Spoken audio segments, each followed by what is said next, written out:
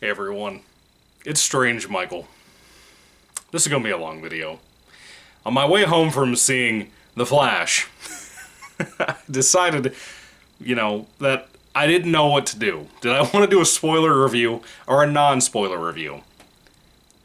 I can't resist. I have to do a spoiler review. So first and foremost, before you get even into the basic plot and my thoughts on that, I have a lot of things to say, a lot of personal experience and ranting and all kinds of other shit that I have to run by you for this video.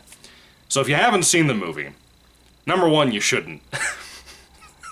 Number one, you shouldn't. But number two, please don't. Please do not. That is a big-ass bee outside. Jesus. Number three, don't watch the video. If you give even the slightest shit, like I did about wanting to see this movie, 2 weeks ago I think is when it came out, I kept putting it off and putting it off. I didn't have time to go on the weekend. I usually save the weekends to hang out with my wife, but every once in a while a film will come out to theaters that I decide, it's special enough to me, something that means enough to me, unlike something like Indiana Jones. My poor guy. I haven't seen Dial of Destiny. I almost did a back-to-back today with Transformers and The Flash, or Indiana Jones and The Flash. I couldn't decide, but I was for sure going to see The Flash. I didn't see two movies, because I was so disgusted with The Flash. I just decided to give up and come home and play a video game. My mom was at work today, my wife was at work today, so I didn't have anybody to hang out with. No one wanted to go see the movie with me, so I went by myself. And I'm going to talk about spoilers, as I said. So I want to give you some background about moi, about what I like, what I don't like, DC movies, all of that stuff, and kind of the ties to the DCU, DCEU, whatever. James Gunn, of course, has taken over. And I've had my doubts about the man. I love the first Guardians of the Galaxy, wasn't a big fan of Part 2, haven't seen 3, hated his Suicide Squad movie. Let's see, what else? Scooby-Doo 1 and 2 were cool when I was a kid. That's about it. Not a James Gunn guy, if I'm being honest with you. He is held up as a visionary that he is absolutely not, in my personal opinion. And that bee is distracting the shit out of me. So if you see me keep looking over there, that's what I'm looking at. And I don't know what's wrong with him. He must have some kind of disorder. He ain't moving. He's just chilling there, looking at me. Now he's moving, because I said something. Anyway, so I don't even know where to begin. I'm going to be honest with you. This is going to be a sloppy-ass review. Usually my reviews are very rambly and sloppy, and people don't like that. But I gotta be honest with you. There is no way to do a linear review of this movie that you would usually do for any kind of movie review channel. I don't care if you're Chris Stuckman or Rambo Raff for life. You can't do it. You can't do it, because it's such a filthy fucking mess. You know what I find the most insulting?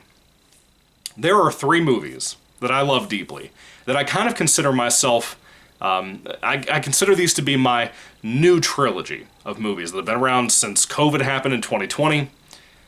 They are a trilogy that, to me, is not perfect. It is flawed. But I love it nonetheless, because of what I saw in these things, the cast, the directing, all of that.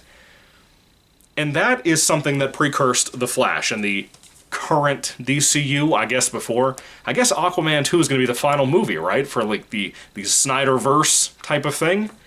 But I don't know, because The Flash is like on the borderline of that. The Flash is, Ezra Miller is supposed to go over to play The Flash in the James Gunn universe. Sadly. That's supposed to happen.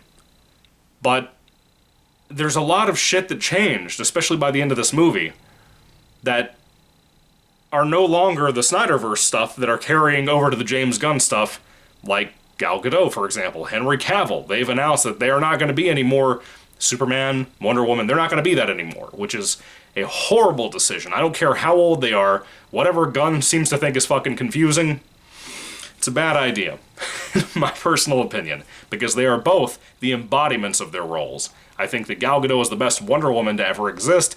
I think Henry Cavill is the best Superman to ever exist. And, which ties me to my point I was going to make a moment ago.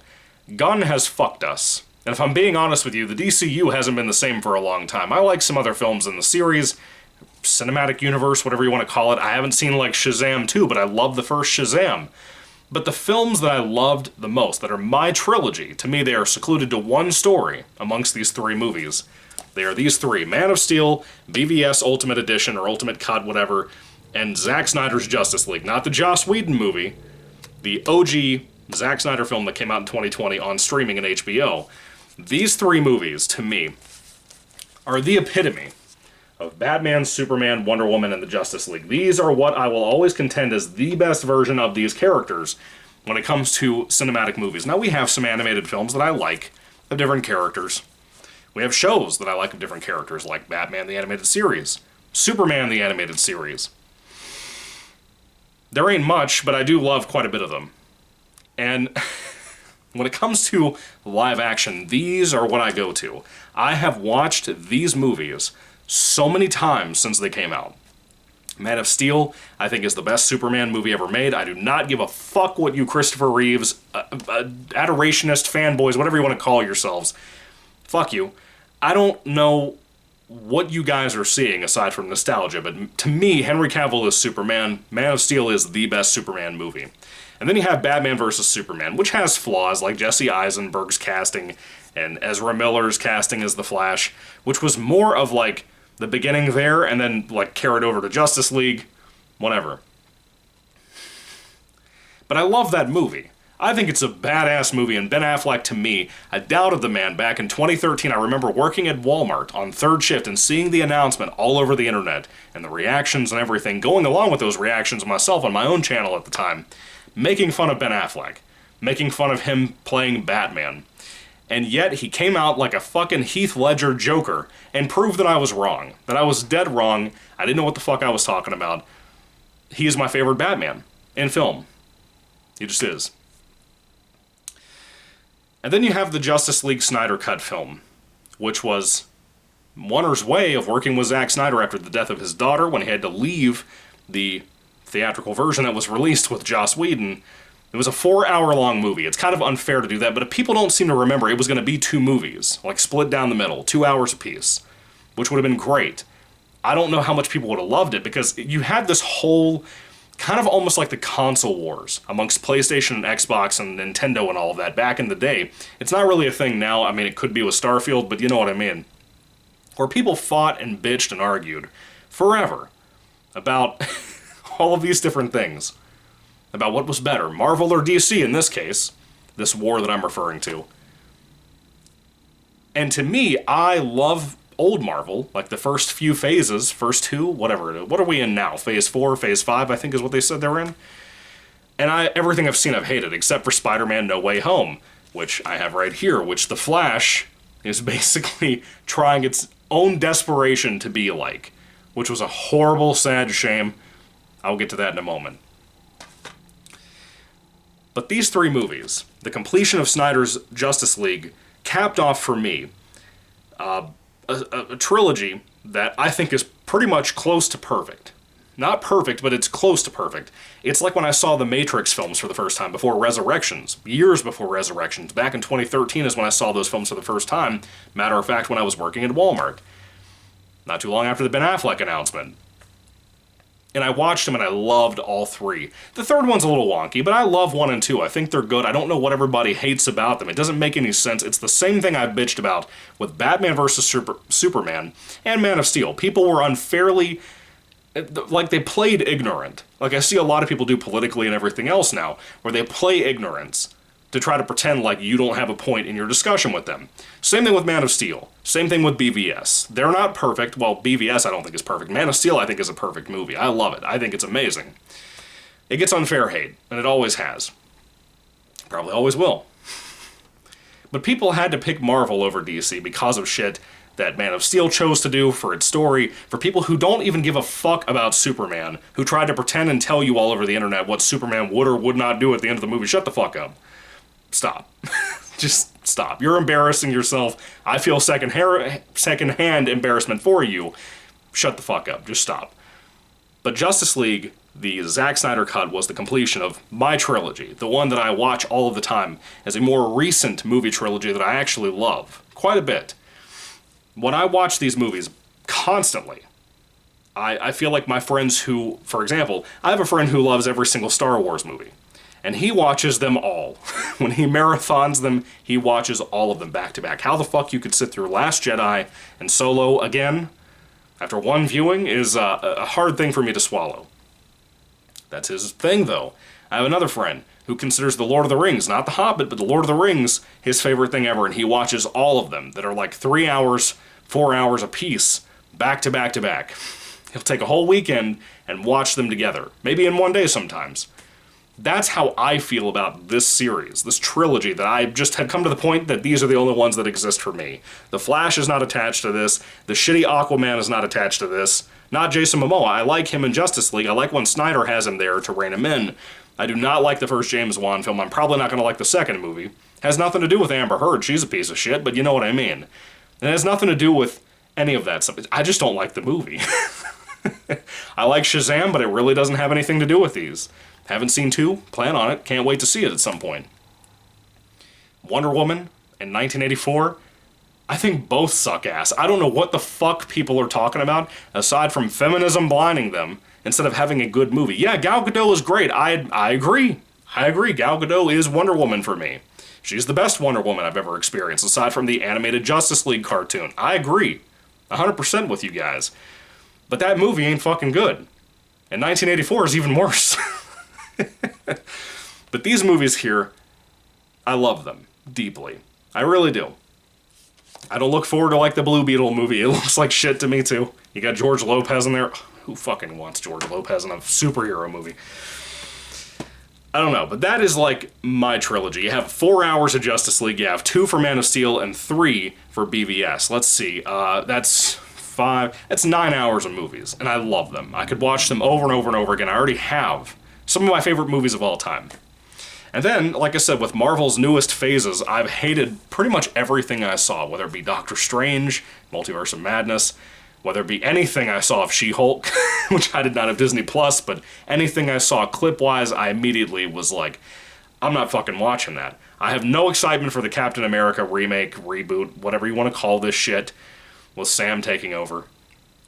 I have no excitement for any of it, if I'm being honest with you. I haven't even watched Ant-Man 3, because I don't even want to look at it. I haven't watched Thor Love and Thunder. It looks like shit. I've heard plenty of things about it. Doesn't mean it'll be bad in my opinion. I haven't seen it. But I didn't like 3, Ragnarok, so why would I like Love and Thunder? It's the same director, same stupid writing shit that people loved on Ragnarok, but apparently hate on this one. I've heard it's bad. I've heard it's a bigger bad. But I don't know. But the one thing I did see that I mentioned a moment ago that blew me away was No Way Home. This is the best of the Tom Holland films because it's the only one that feels like a Spider-Man movie. But of course, it kind of kicked off this thing that Endgame kind of did, but kind of not. To me, this is the only sequel after Endgame. In my headcanon, which I don't give a fuck about headcanon, but for me, this is the one movie attached to Endgame that I consider something that actually matters. Something that anybody could watch and really enjoy if they knew anything about the previous Spider-Man incarnations, like Amazing Spider-Man's movies, or Spider-Man from Sam Raimi. No Way Home is incredible. I think from beginning to end, I love it. I think it is so damn good. And I remember seeing this in the theaters and getting so excited about some of the things done there, that then I go to the theater today, and I had heard rumors, and then you had things in the trailers, like Michael Keaton coming back to play Batman again, that I wanted to be excited for.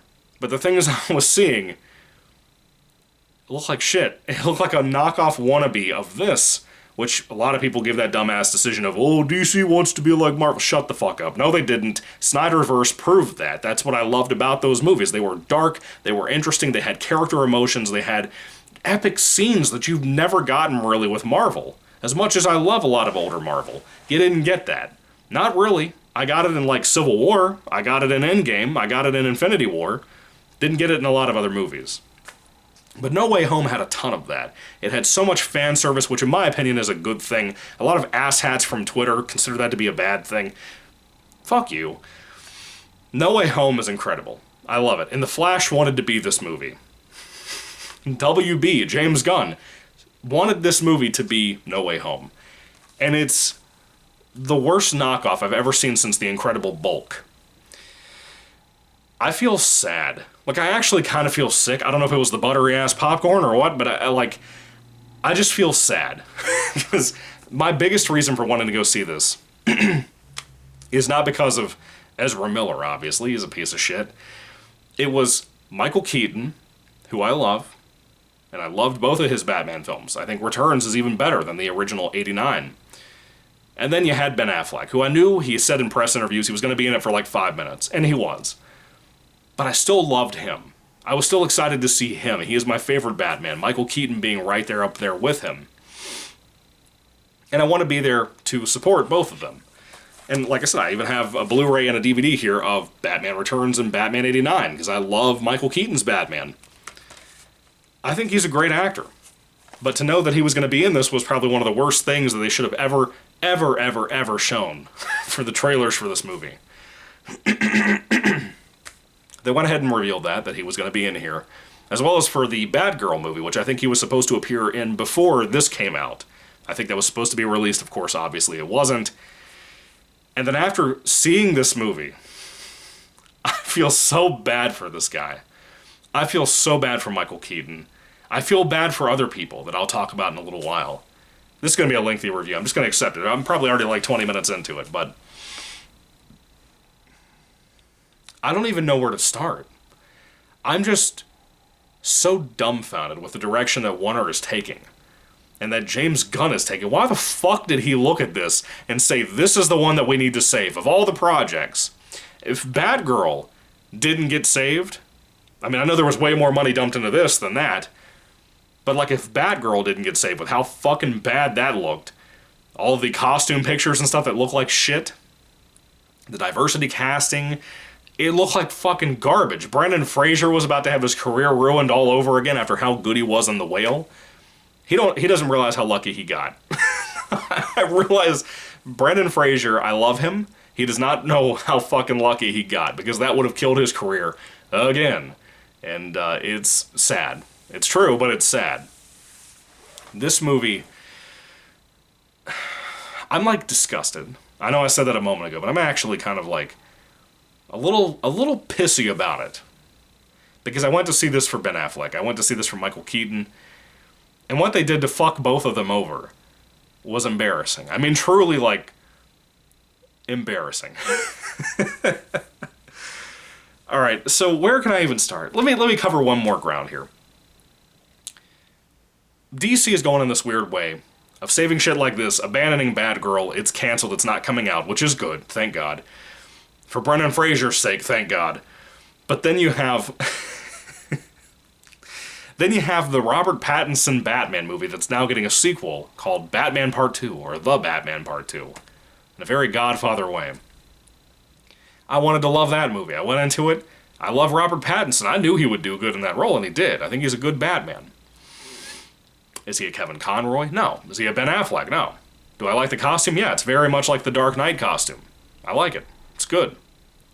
It's the movie itself. It's a Nolan wannabe. It's a Nolan knockoff as far as I'm concerned. I don't care how talented Matt Reeves and his Planet of the Apes movies are. I really like Matt Reeves, but that movie sucks. It's 3 hours and it's boring as shit. It has a couple of really good moments, and about 2 hours in, I was like, this shit needs to end. And I've seen the movie 2 times now, and I just don't love it like everybody else does. I don't know what the fuck people are smoking when they say that's like the best Batman movie ever made. It doesn't even come close to the scale and the cinematic nature that The Dark Knight has going for it. It doesn't even come close to me. I love the gothic feel to it. I love all of that. I love the crime story. I love the direction they went with that. But I still think a Matt Reeves, Ben Affleck movie would have been way better. But if they had put Ben Affleck in that movie, nah, it would have sucked. I wouldn't have been happy. I feel like a lot of other asshats out there would have been happy with it, but not me. I'm not into it. Am I looking forward to Batman Part 2? Kind of not. After how they fucking treated Riddler, I kind of don't want it. I kind of don't. But anyway, let's get into The Flash. Finally, after all of that bullshit and rambling that I had to do to get it off of my chest, to make me feel better. It's more of a therapy session when I do these videos than anything. I have to feel better. Now, The Flash. I'm not sure how long this takes place after Justice League. It probably isn't too long. Maybe a couple of years. I don't know. But I know this movie was in production forever. Pre-production, at least. They couldn't really get a decision on where they wanted to go with it. And eventually Andy Muschietti, however you say his name. Of course, he is the director of Stephen King's It and It Part 2. Alright. This guy was the wrong fucking guy to pick for this movie. This is like James Wan doing Aquaman. Now, I think James Wan was okay on Fast and Furious 7. I think he did a good job with what he had and the horrible circumstances he was trapped in. James Wan is extremely talented. But when you take somebody like him and you put them on something like Aquaman, it's a bad idea. Andy Muschietti, Spaghetti, whatever the fuck his name is, he is, to me, a generic director. To me, he's one of those types that really doesn't even have the creative eye of something like Michael Bay versus somebody like Sam Raimi or anybody like that. He doesn't even have that kind of flair. I've noticed more and more in films in the last whatever amount of years that most directors making movies now, indie or otherwise, Hollywood, whatever, no matter the budget, it seems like more and more directors are coming out of film school with less and less particular voice on how they filmmake. It's the same thing with writing. People are going to college to learn how to write for a living instead of just reading books, creating their own voice, practicing to write that voice the way their individuality should be, right? They don't have their own tone or whatever direction they want to go with because of brainwashing, being told that it has to be this way or has to look that way, in this case with movies. So no one has an individual flair that makes things special. But for some reason, James Gunn is viewed that way. What the fuck? Why? Matt Reeves, I understand. He's very different. Christopher Nolan, very different. But otherwise, you don't have a modern-day Wachowskis. You don't have, or Wachowskis, whatever their name are, the Matrix people. You don't have that anymore. And to me, that harms film a lot. So, this guy who made It and It 2, which the first Stephen King It remake, I thought fucking sucked. I think that Skarsgård is incredible as Pennywise. I think he's a wonderful, wonderful casting choice. He's iconic for a reason. There's a reason why you go to stores around Halloween time, including fucking Walmart, all the way to Spirit Halloween, that have Pennywise merchandise, not only of Tim Curry, but of Bill Skarsgård. He's incredible there. The movie sucks ass. And I bought It Chapter 2 when it came out years later, and I kept letting it sit there on my shelf, on this shelf as a matter of fact. And maybe 6 or 10 months ago, I finally watched it. After it'd been out for like 2 years, I think is what it was. And I watched it, and I didn't hate it. Until the ending. Until the ending where it was nothing like the book, which the book had things that I don't like either. Obviously, like the obvious scene, like the orgy with kids scene, which was fucking disgusting and gross. And I'm glad that wasn't in there. But the actual finale of the movie was constantly referenced before that movie came out, that it was going to be completely different from the book. But like approved by Stephen King. Fuck Stephen King. Who gives a shit what he has to say? And then it comes out. I finally watched the movie after I bought it. Years later after I bought it, as I said. And I watch it, and I like pretty much everything. I love, as a matter of fact, most of it. I think the companionship amongst these young kids that weren't friends most of their lives, and now they became friends again, and, you know, when they're adults. After they remember each other, because the curse of Derry is lifted and whatever. This is a lot of shit to talk about before I get into the Flash, but I need to talk about Andy. The ending that Andy came up with was fucking garbage. I'm sorry, but it was. It was. This guy made 2 of the worst horror remakes I've ever seen. And again, Chapter 2 is better than Part 1, but the CGI-ness of those movies, to me, is a pathetic shame. Because of how bad they turned out. Especially Part 1. Part 1, I think, is horrible. So when I heard that he was going to be the guy taking up this movie, I immediately was like, this shit's going to suck. And here we are. Here we are. I've had friends, good friends of mine, like Horror FFA, Free For All, or his other channel, Austin in the Middle. A good friend of mine. He made reference recently at the end of one of my videos in the comments that he hated this movie so much. And he's a big DC guy, too. And I wondered, because he and I typically have very close to having the same taste on movies. And for maybe 40 minutes of this 2-hour and 24-minute long movie, I was cool with it. I was like, oh, this isn't that bad. And boy, did I wish I had not said that shit to myself, because as soon as I did, worlds collided. As in, they fucking devastated. They fell apart, molecules crashed, everything. It just completely turned to shit. Almost immediately as soon as I said that. And I blame Andy Muschietti, whatever his name is. I blame studio interference. I blame James Gunn. I blame everybody. I blame every fucking person that got involved with this movie. Because it's horrible. And I blame Ezra Miller for all the shit that he does outside of this movie. I guess I could start there before I even get to plot. Ezra Miller is not a good actor. I'm sorry, he's just not. And people defend the guy out of political allyship, and I think it's fucking stupid. They defend him constantly. I think he sucks. I don't think he's good in anything I've seen him in. Mainly the DC movies is what I've seen him in, and I just think he sucks. I didn't like him in Justice League. Wasn't a fan of the small cameo he had in BVS. Just didn't impress me. He wasn't one of those good Snyder picks, like Kara in this movie, which that was a Snyder pick. Whether it be Jason Momoa as Aquaman. It's a very different Aquaman, but I still like Jason Momoa as that role. I think he's fun. He's basically Jason Momoa. Burly fucking surfer guy. I like it. I like what he does, you know? But then, you have this fucking guy here. And then you have the TV show that was around on CW, the Arrowverse show, The Flash. I started watching The Flash years ago when it first came on TV, and I loved it. I think the first season is amazing. I think like a small fourth of the second season is good. Season 3 was okay, and then had a shitty twist that this movie tried to take and use as well. I'll talk more about that later. Might be kind of a spoiler for the show there too, so just be ready. And then, that show though was so good, and you had Grant Gustin, who just stopped playing him recently. The show is finally off the air. It'd been around for like 9 or 10 years, or 8 years, something like that. But the Flash TV show just ended, and Grant Gustin, in my opinion, is the best Flash we'll ever get. He is the equivalent of Henry Cavill playing Superman, Ben Affleck playing Batman at that time in Ben Affleck's life, and Gal Gadot playing Wonder Woman. That is the Flash for me, Grant Gustin. No matter how shitty an SJW that show got, he was incredible. He always was. I've always loved him. He was even better casting for Barry compared to, like, Stephen Amell, who I like, playing Green Arrow. He was great, and I still think he's great. Haven't watched the show since, like, fucking season 4, but who cares? Who cares? The dude was great, and I wish that they had replaced Ezra with Grant Gustin for the movies, for every bit of it, because he would have fit into this so well. You can argue that he's like a soap opera actor because of how CW does their shows, their seasons, their writing, whatever. Yeah, maybe you have a point, but I think he would have been better than Ezra Miller.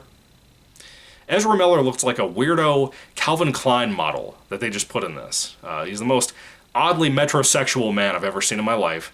And not that that's always a bad thing, it's just that he is a bad person. He's just annoying. I don't fucking like the guy. He's not funny, he's not charismatic in a good way. He's the annoying HR person that you have in your fucking workplace, you know? He is who that is, and I just don't like him. I don't think most people like him. I don't think most people have ever liked him, for that matter, in movies. Aside from Twitter, obviously, because they have to. And then you have this guy, Ezra Miller, playing the Flash here. And you had seen all the shit that's been thrown his way. I'm not saying he's guilty of it or not guilty of it, but he's been accused of being like a pedophile and a cult leader, which the cult leader thing looks way more real than a lot of the other stuff being lobbed his way. If anything, that seems like the thing that's probably true. I don't know. I'm not defending him, not defending anything about the guy. I don't like him. And having a movie led by him worried me, because the Flash movie had a lot of troubles for a long time. Seeing the movie, it's very apparent why. No one knew what the fuck they wanted to do. Direction-wise, $200, $300 million shoved down the throat of this movie to try to make it. All of these cameos desperately trying to be like No Way Home, and it still sucks balls by the time it finished. Basically, Barry is in a place where he, for some reason, doesn't know that he can travel through time. Maybe create, like, new timelines and that kind of thing. For whatever reason, he doesn't know that, even though he did it in the Justice League cut, like the Zack Snyder cut of Justice League. You literally did that and saved everybody in this fucking movie. He doesn't know that he can do that. I'm assuming what they're trying to say with that is that this movie is not canon. Because even, like, the BVS Snyder cut mainly lightning that he has around him went from blue to now yellow, because yellow was comic accurate. Shut the fuck up. Who cares? They changed Barry. They changed the lighting. They changed everything, because I guess they just don't like Snyder. For whatever reason, they have an issue with Snyder, and I don't know what it is, but you have fans who were dedicated to these movies who love the Snyderverse that wanted, like myself, to support the Flash movie. Mainly because of Ben Affleck, not so much of Ezra Miller, but you know what I mean. And you keep making the movies too goddamn expensive. And then you lost out on a lot of money. And having Ezra Miller with his shenanigans happening, running away from the cops and stuff as long as he did for like, what, like a month? until he finally just showed up again, started behaving, was probably in rehab. I don't know what fucking happened to the guy, but he ran away. He's a nutcase. He's a nutcase. He's one of those kinds of nutcases, like an Alec Baldwin, that you don't want to be around. Not by yourself. You don't know what they're going to do to you. And having him lead a movie worried me. But whatever reason, this fucking guy doesn't know he can travel in time, you know? So in this movie, he finds that out all over again, after a horrible prologue I have to talk about, where he is trying to get breakfast before he goes to work. He's late all the time at Star Labs, I assume is where he works. I don't think I saw anything that said Star Labs specifically, but that's where I assume he works. The whole prologue to this film should have been cut out. It should have. It had a couple of things that kind of tied into later on, but not really by much. You have like a 20-minute prologue, whatever, to this movie, starting it off. And you have the guy worried about calories, worried about all this shit. And at one point, Ben Affleck is calling him through Alfred, which it was good to see Jeremy Irons again. And to see these guys show up again, who I love a lot, for the 5 minutes they're in it. They ask Barry to take care of a hospital that's collapsing because of an issue, underground problem that's happening. The front of the hospital is about to fall off completely, and Flash makes his way over there, tries to save people. Then he gets mad because people are ungrateful, specifically this one woman that he pulls out of the ground. And then when he's down at the bottom of the basement or whatever, working on the thing, the front of the building starts to fall away. And there is a nurse trapped in a room with newborn babies, right? And whatever the fucking room would be called where they keep newborn babies in hospitals. But this thing, the window breaks, the babies and the fucking lady start flying out of the window. There were many things I picked up at this point in my brain that I was like, where are we going with this shit? The CGI in this movie is pretty awful, if I'm being honest with you. Now, you probably have heard that a little bit. I am a no-name nobody from the Goosebumps community who makes random videos on this channel as well, who is talking to you about this. Listen to me closely. The CGI in this movie is so fucking bad that you have not seen anything like it since Ant-Man 3 and what they did to whatever the fuck his name is. You know the guy. You know the guy. The big head guy. I can't remember his name. I never liked him in the comics either.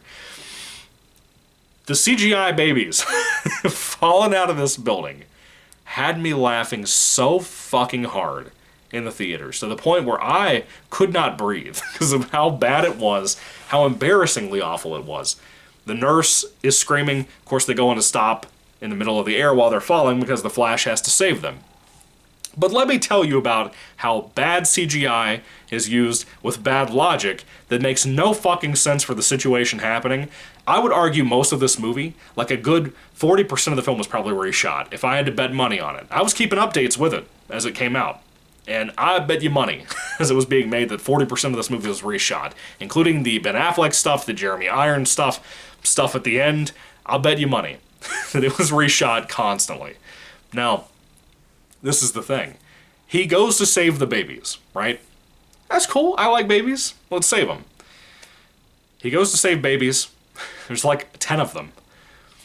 And this is like the dark humor of the movie that made me fucking laugh, that I know had to have been a reshoot. That no one who worked on this fucking thing had this idea. I promise you. It had to have come out of nowhere. You have all of these babies in these horrible situations that they're going to get brutalized right now. Like, one might have glass coming towards them. One had, like, a bunch of knives and dangerous surgery things that were coming towards him. Like, they were, like, right here. The baby is looking at them, eye contact with the big-ass knives that are about to impale his brain. And then you have, like, one baby that's, like, about to go into it's about to get squished, basically, because there's two things coming close. And I think there was another one that made me actively, like, howl with laughter. But basically, the way he saves them is to, you know, do things, move things out of the way, move this chemical over here so it gets blocked by a fucking bedpan and stuff. He does his Flash thing, where he gets in the way, moves things out of the way, whatever, at the speed of light, right? And then there's this one baby. He cracks open this fucking microwave, eats a burrito out of there, takes the other burrito, which, by the way, these were not on plates. At least in the movie they weren't on plates. They were just somebody had put the shit inside of the microwave, laid it on the plate inside the microwave at their fucking job. Would you do that at your job? I would not do that at my job. After all the shit people blow up all over the microwave, I've seen microwaves go on fire in the factory that I work at because of asshats who did not realize tinfoil could be caught on fire, and somehow they lived till they were 40 and have not died yet. That has happened constantly. Some clown at this hospital, a hospital with sanitation rules, probably put their fucking hands under some water to wash them and then took the goddamn burritos and put them on the regular plate in the microwave at their workplace. Where you are to assume that not everyone's cleaning their hands. Everybody should be under protocol to do that, but you don't assume people do that. What the fuck is wrong with these people? Anyway, so the microwave, right? He takes the burrito out. We're assuming that it's done because he's eating it, which would assume that since it's still in the microwave, it's probably hot, right? He takes a baby and puts it in the fucking microwave and closes the door. Closes the door. I know it's not hooked up to any kind of electricity, but the fucking burritos were still in this thing. I guarantee you the shit is still hot. You put a baby in the fucking microwave and protected it in like an Indiana Jones refrigerator situation from a fucking nuke, and you eventually caught all the babies and put them on a stretcher. And then you had the microwave baby put on the stretcher too. That baby has no reason to have lived. I understand in real time, like outside of the Speed Force thing he was using to protect and save all of these children, that it probably was like 2 seconds it was in the microwave. But this fucking baby was in the microwave, dude. The microwave had just been used. I was laughing my ass off. And I think I pissed the guy off a couple of times that was sitting in front of me in the theater, but he pissed me off first. So this is a great little side story I can take really quick, because I'm disgusted by this movie and I really don't want to talk about it, but I have to, and I want to talk about this asshat too. Let me ask you guys a question. Were you told by your mom, as a kid, never to, like, bite your fingernails in public and then spit them out and shit? This fucking guy would eat, like, a handful of popcorn, sitting in front of me with his wife, girlfriend, mistress, I don't know what the fuck she was. He would eat a handful of popcorn, and then I assume he would be picking the kernels out of his teeth, or whatever, out of his teeth, with his tongue, and then every couple of seconds, he's sitting, like, 1 seat away from in front of me. Every couple of seconds, he would turn his head towards a small family, like a mom and her 2 boys, and would go, pfft, and spit the shit their way. I'm assuming he was aiming at the floor, but it was enough to piss me off. So I was like, you have no one sitting rows in front of you. You're telling me that you don't think that noise is distracting me or them, even though they were sitting another row up ahead. You don't think that's bothering any of us, that we keep hearing you every couple of seconds go, pfft. Really, asshole? Really? So I decided I would, laugh really hard. I just didn't give a shit. Because no one else in the theater I could tell was into this movie. I think this one fucking clown with the kernels thing was into it. I don't know. But I laughed a lot. And every once in a while he would turn his head, like, not to look at me, but like to acknowledge that, hey, I hear you. Fuck you, dude. Anyway, Colonel Man, as I'm going to call him, I think I ruined his time, because I couldn't stop laughing at the movie with shit like that. Now, to be fair, at some moments of that baby-saving scene, you were supposed to laugh. But the microwave thing and the knives right at the face of that one baby made me laugh so hard. And then at, like, one point, I kind of wanted a regretful movie where, like, the Flash didn't save them, and you just heard, like, what sounded like wet pillows hitting the cement. It just... like 8 or 10 of them, as I said, because there were so many babies here. Anyway, after this prologue thing, Barry goes to work, finally, and he gets torn into by his boss because he's never on time, doesn't have his priorities straight. Barry, this is during COVID times. This isn't the time to fuck around with your attendance, bro. But he did it anyway, right? He has a thing for Iris West, still obsessed with her. She's a journalist, and I think she's played by the same girl from Justice League Snyder Cut. And if she is, I think she did a good job. I don't think it's the same chick, though, but regardless of whoever this girl is, she did a really good job. For the few scenes, like the 5 minutes she had that were a little bit longer than Ben Affleck's scenes, whatever.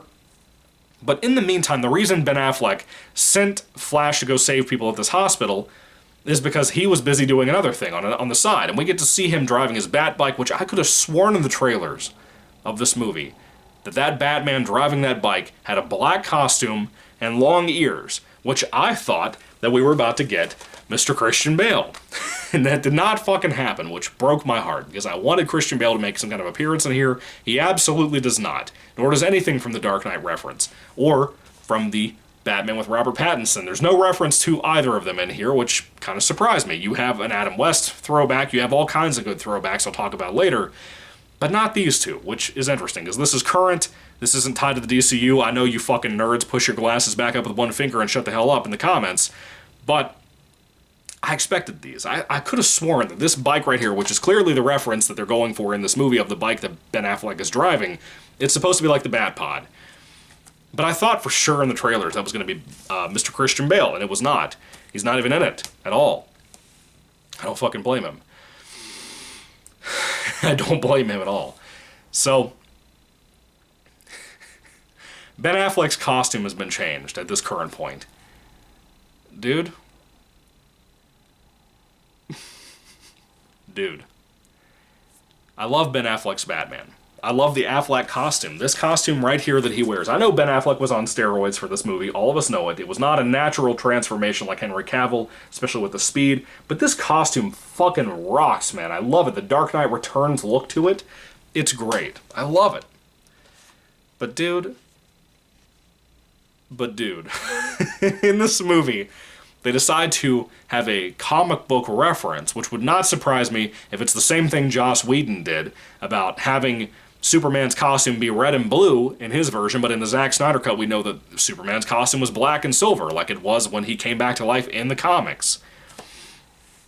It would not surprise me if they fucked around with the coloring on this, because Ben Affleck's cape and cowl are like sometimes light blue and then sometimes like a grayish blue, but it keeps changing color every other shot. And it's fucking ugly. Batman is out during the day, which Barry references at some point when he's talking to Alfred. But not only that, they changed the costume. It looks like Batman made this out of fucking kitchenware. Like, has a couple of spatulas right here. It looks fucking awful. That is probably, to me, the worst Batman costume I've ever seen on screen. Ever. People make fun of George Clooney with the bat nipples all they want. Don't even get me to George Clooney yet. I'll get there. But I love the George Clooney costume. I did. I love the Chris O'Donnell Robin costume. I love the nipples. Who gives a shit? I don't think they should be there. It's weird, but who gives a shit? The style of the costumes, that kind of metallic blue purple that Clooney had on his costume looked fucking cool. I loved it. I've always loved it. That movie was made to sell toys, and it did for that reason. I had a figure that was like 12 inches tall that looked like the George Clooney costume. It was awesome when I was a kid. Anyway, this Batman costume, I would take Adam West's costume, which I haven't even seen much of the Adam West show or the old 66 movie. I haven't seen much of that. I love the old black and white Batman movies, the serials that used to come out. I think those costumes look pretty good for what they were. This one looks like fucking trash. It's like they couldn't get access to the Ben Affleck costume. Maybe they sold it off as a studio or something. I don't know. But they just took some fucking kitchen pots and pans and put them on Ben Affleck. That's what it looks like. It looks like he has a strainer over his arms. It's horrendous, dude. It's horrendous. And after he and Barry worked together to stop the guys they're trying to stop, which basically this criminal group had some kind of container that if these canisters touched water, they would destroy all of Gotham, I think is what they said. So Batman's taking care of that during the daytime on the interstate. He barely makes it. The way he is saved right when Barry is about to get there is because Gal Gadot's Wonder Woman makes one final appearance as Wonder Woman. She shows up, she pulls Bruce up with the lasso of truth, she has the bad guy and Bruce tied up together, and then they ruin Bruce. They ruin Ben Affleck by having him begin to, like in the horrible Joss Whedon movie, which, by the way, the performance of Ben here, he's a wonderful actor, he's wonderful in BVS, and he's wonderful in the Snyder Cut of Justice League. Like in the Joss Whedon reshoots, and like in this movie, his performance is so awful. Every joke he tries to make in the Batman costume, the way he blushes and grins because he sees Wonder Woman, it is so out of character. I understand the lasso of truth makes you tell the truth. I fucking get it. It's pretty literal, guys. In the title of that shit, what that weapon does, I get it, assholes. But the way they play that scene, the way it's shot, how Batman just all of a sudden starts blurting out stuff like, "Thank you for your help, but I have too big of an ego to apologize or thank you for it." Some shit like that. Shut the fuck up. Why did you do that to Ben Affleck? Why could it just not be just the criminal and repeat what we had seen in like Justice League or like in the Wonder Woman movies? Why could we not just let the criminal be the one that needed to be tied up? It had to be Ben Affleck. We had to shit on him his final time in one of these movies. And then they shit on him more later on, which I will get to. Don't you just fucking wait. I will get there. They got to shit on every Batman you love, Michael Keaton included in this movie. We'll get there, though. Just hang on. We'll get there. After this rescue, Barry goes to work. He gets trashed by his employer, as I said, attendance and all. And then eventually he has a phone call with his dad where he is trying to take this video footage from the night that his mom was murdered, where his dad went to a store to get some tomatoes that his mom needed for the spaghetti she was making that night. We get some references and some old flashbacks to that event. And Barry is trying to use Bruce Wayne's tech to try to clear up the video, because the old cameraware that the store had wasn't the greatest. So now he clears up the footage, but his dad is still looking down the whole time. His dad is still in jail at this point of the series, right? And Barry runs back to his mom's house. His dad does not know he's Flash. He runs back to his mom's house, and he's just sad. He wants to cry, and he decides to go running really, really fast away, like fucking Forrest Gump or something.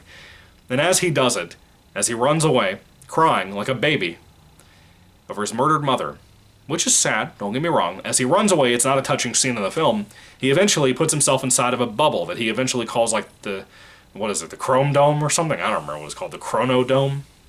The Chronosphere? Whatever the fuck it is. Who gives a shit? He's running away, he puts himself in a big-ass yellow bubble, because now his yellow lightning is not blue, and he starts to see things, events come by him, and if he stops, he can kind of control where he goes. And he sees different things here and there. He sees, like, Henry Cavill's CGI Superman.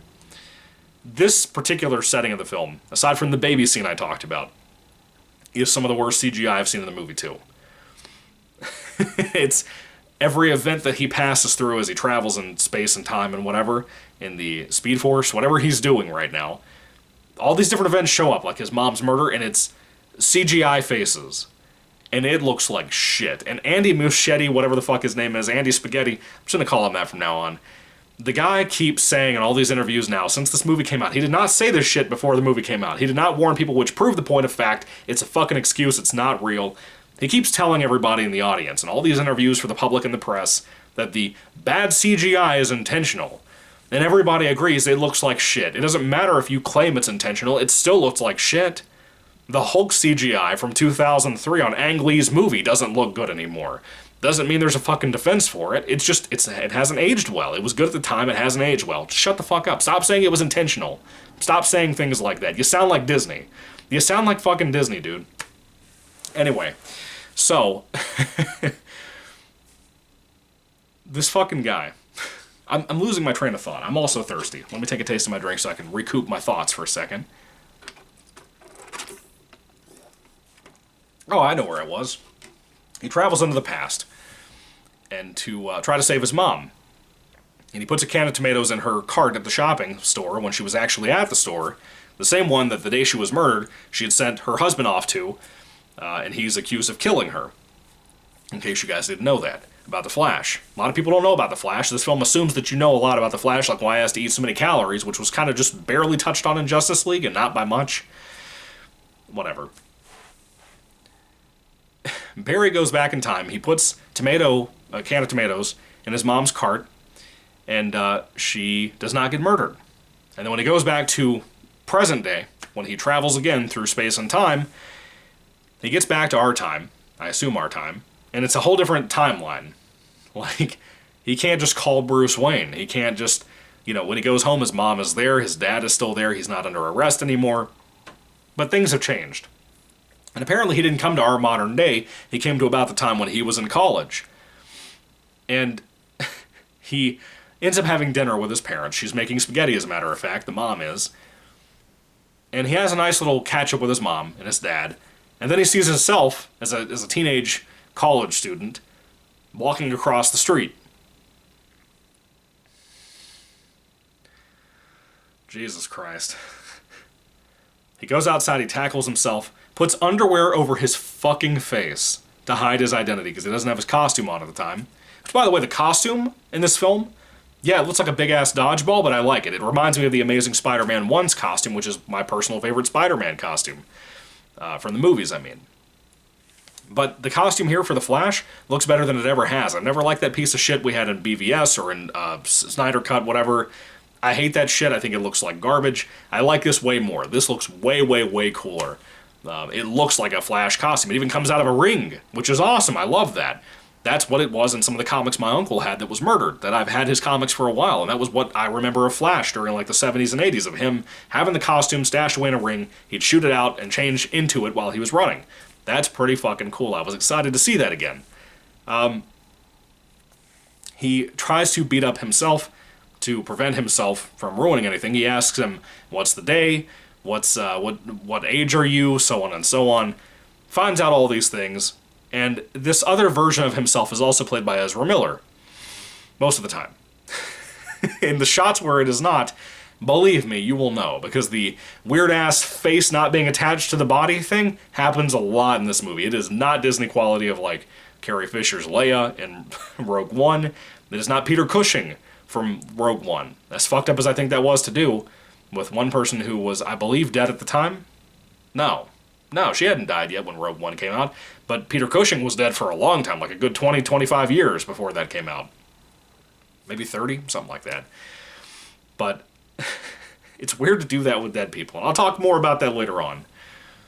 So they do that in here quite a bit, especially with this particular other Ezra Miller, who's supposed to be a younger, more obnoxious version, and they're trying to course correct what they did with, like, Tom Holland, for example, with No Way Home. They're trying to encourage the fact that the future Spider-Man movies, if they make more, will have a more grown-up Spider-Man as we know him, which I think is a stupid-ass excuse for supposed character growth that took 3 goddamn movies to do.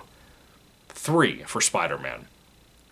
This movie is trying to course-correct Ezra Miller in his shitty version of Barry Allen in the obnoxious way that he is in the Justice League film, by basically saying, you know what, let's correct it here. Let's have you be irritated with your past self and realize how obnoxious you sound, how much you don't stop talking, how you don't listen to everybody around you.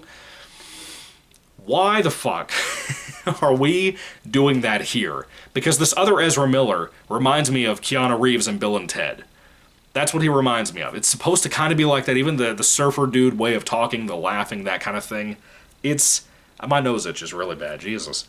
It irritates the shit out of me, if I'm being honest with you. This other Barry, I fucking hate him. The more I watched this movie, and you're supposed to grow into liking him, the more I watched it, the more I hated this kid. He doesn't have his powers yet. Our Barry, if you want to call him that, I don't want to call Ezra Miller my anything. He takes his past self to get his powers, sets it up for the day that they met. That particular day is the day that he's supposed to get his powers. There's a lightning storm coming through, whatever. He takes this kid to Star Labs, has all the ingredients and stuff like a fucking Powerpuff Girl situation on a shelf that the lightning will come through a window that he has to open that will strike those bottles, spray that stuff all over him, and then he'll get electrocuted because of those particular chemicals, and that's supposed to give him his powers. But they have a struggle and a fight that night, and future Barry Allen that we followed gets struck with lightning also. It goes through him into past Barry Allen to give him powers, but it takes away modern day Barry Allen, adult Barry Allen's powers. So now we have one of these kinds of movies, like a shitty Superman, 2 situation, like towards the end, or was it Superman 3, whatever movie, I think it was Superman 2 where he gave up his powers, whatever it was. Whatever that fucking movie was, that's what we're going for here. The Barry Allen that we knew from the Snyder Cut movies and stuff loses his powers for most of this movie. Like a good hour and a half, he doesn't have powers.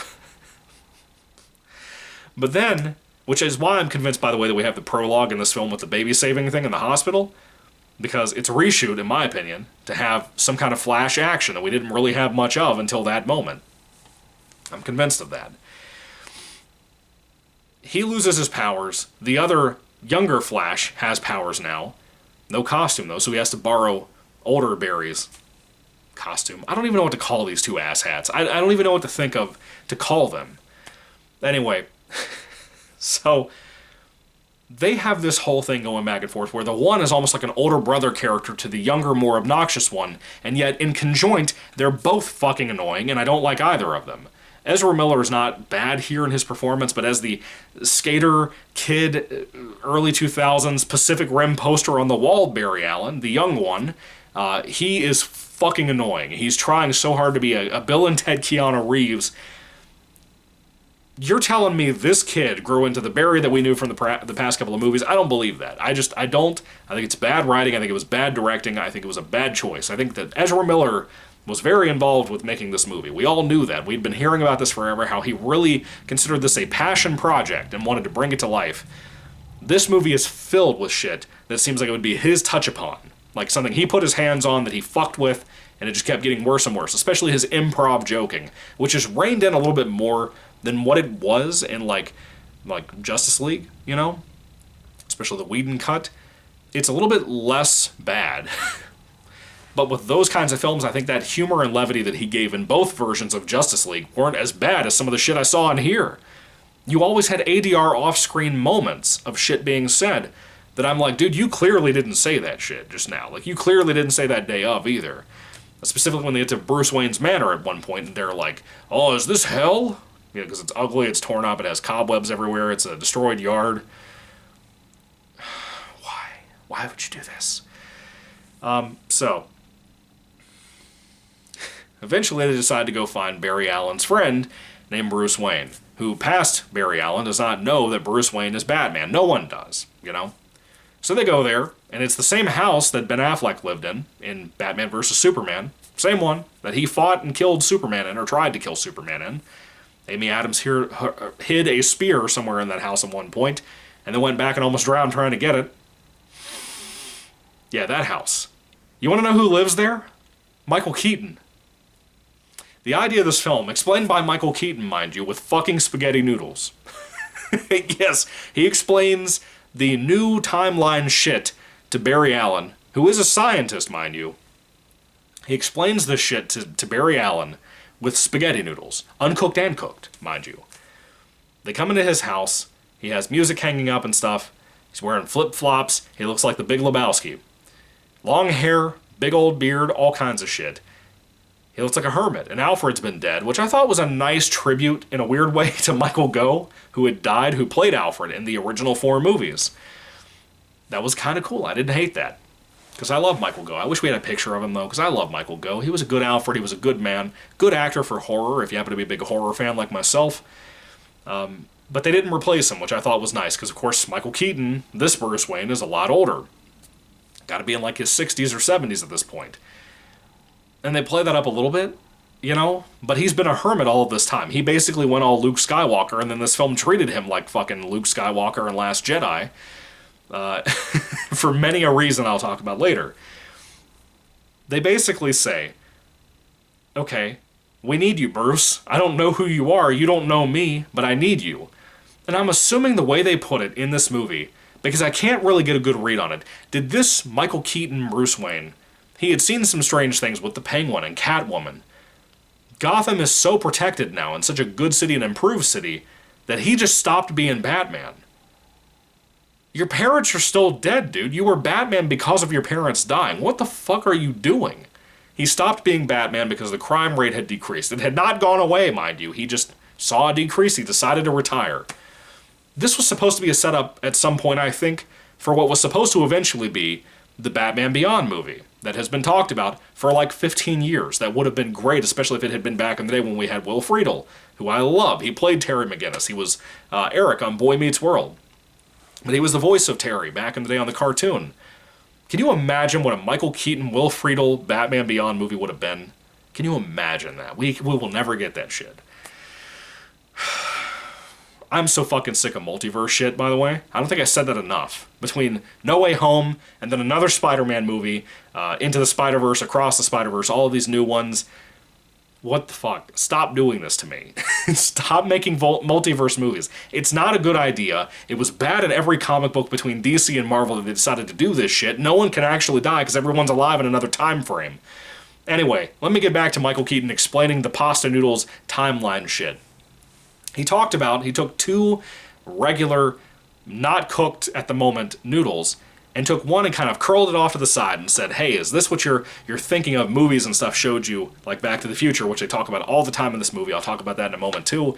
He says, is this like the kind of idea that you have of you make one choice and eventually another curves off to the side and makes a new branch of timelines? He's like, that's not how it works. What if it's actually, number one, how the fuck do you know that? But he says, what if it's actually like, you have this noodle and then this noodle, they're their own separate universes. And then he takes a bunch of other shit and dumps them on there too on a plate of just spaghetti noodles. And he's like, what if all of these things can just coexist at the same time?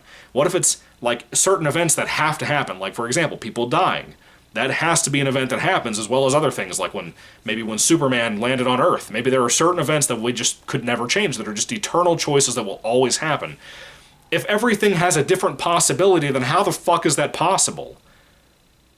If everything could possibly change, whether it be Superman doesn't have a butt chin anymore or whatever, if that's possible, and it can affect everything around it, what? It doesn't make any fucking sense. It's stupid. It's illogical. It doesn't make any sense why some events are stable and some are not. Most are not. For example, Michael Keaton. Why the fuck does he have to be a completely different person in the same house as the Ben Affleck movie? Or that particular Batman. Why can he not live in the ghetto? I don't know. What the fuck? What the fuck? It doesn't make any sense. The shit, just from that point onward, the explanation of the timelines just progressively got worse and worse and more nonsensical, to the point where I just stopped giving a shit enough to follow it. Because I have so many questions and concerns and more questions about it that at this point is when I started to struggle about whether I could do a spoiler-free review or not, because I had so much shit to question and to say out loud that I couldn't in the theater, even though I wanted to because of Colonel, but still. So they eventually team up after Michael Keaton beats the shit out of both of them and then explains the noodle timeline. He beats the shit out of one, the other one that doesn't have powers, doesn't get affected by it. He actually beats up Michael Keaton, which is kind of disrespectful. Michael Keaton, of course, the older he's gotten, has a lisp, and I have a lisp too. But I don't know if that's like an advancement because of age or like a teeth thing, or did he take his teeth out? What happened? Is it a dentures thing? I don't know. I never understood. I'm not making fun of the guy for that.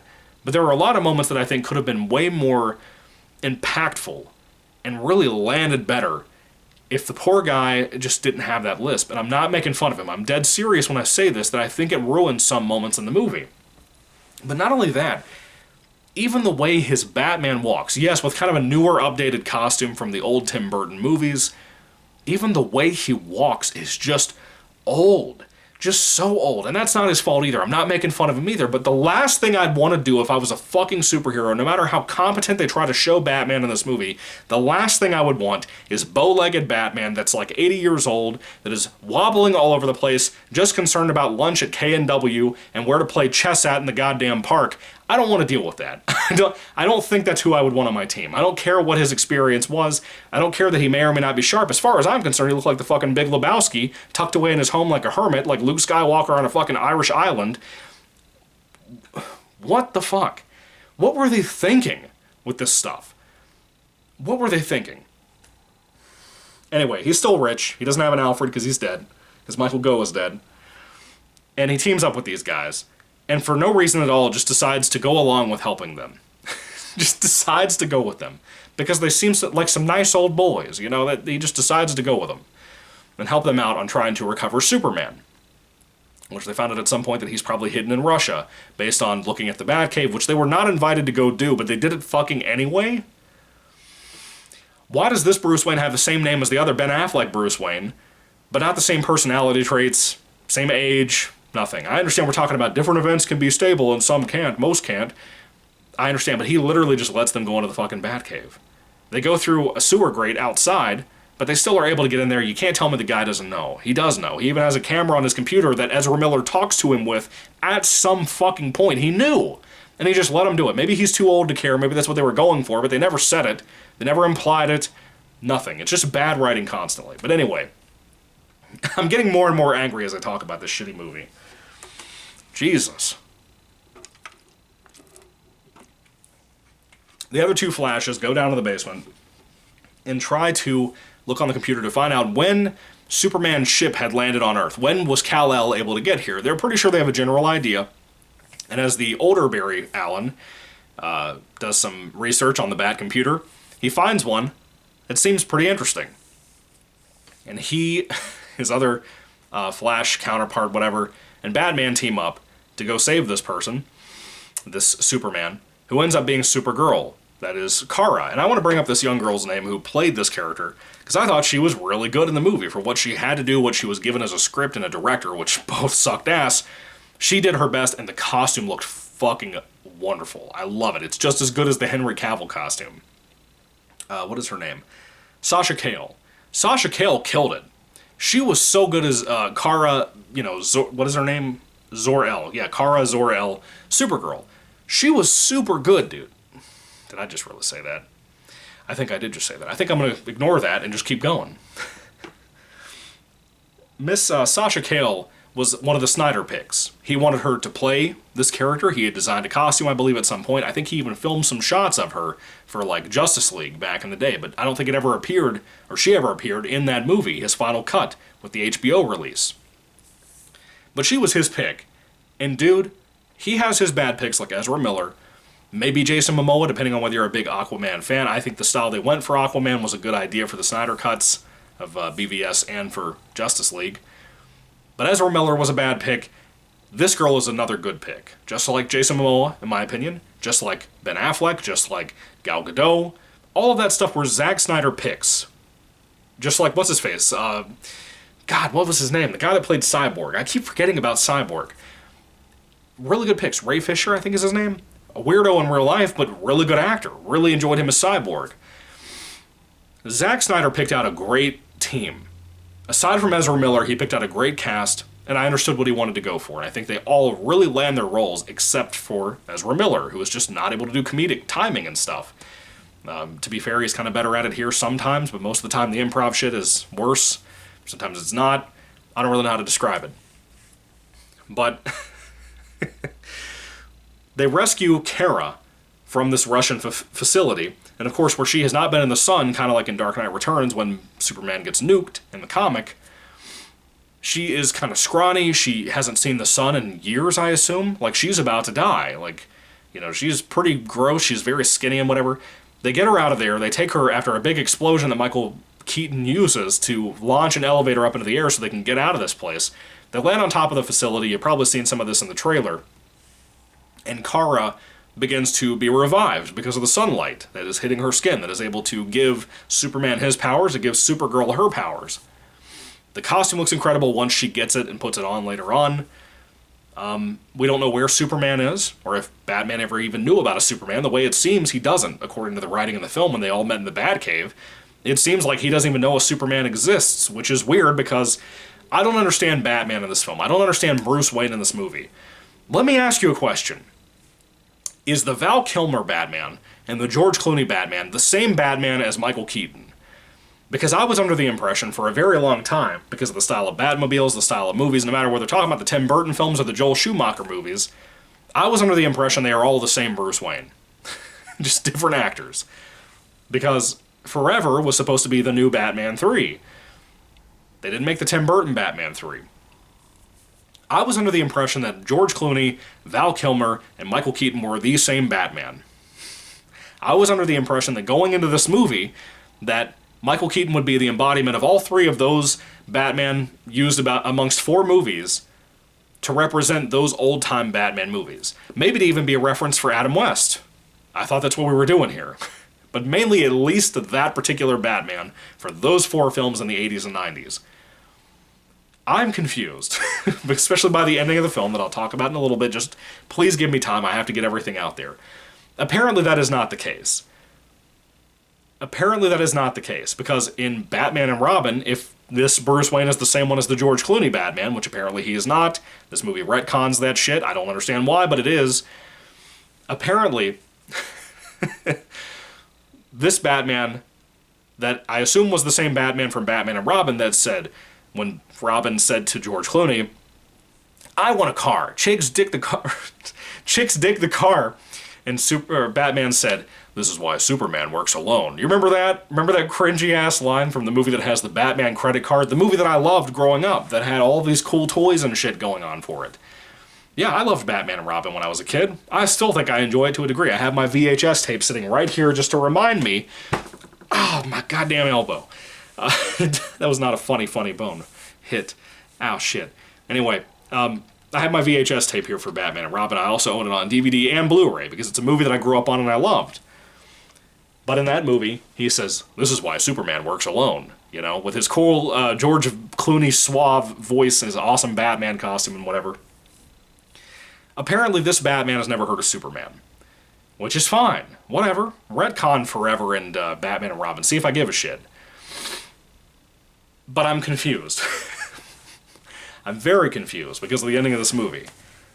It's almost like they want to retcon the idea that all of these are different series, like Christian Bale's movies, Ben Affleck's movies, the Michael Keaton movies / George Clooney / Val Kilmer movies. It's like they are trying to retcon all of this shit in the weirdest way possible, and I'll get to that towards the end of my review. It's so strange. I'm sorry I'm being so weird about this review, but dude, I just have so much shit to say.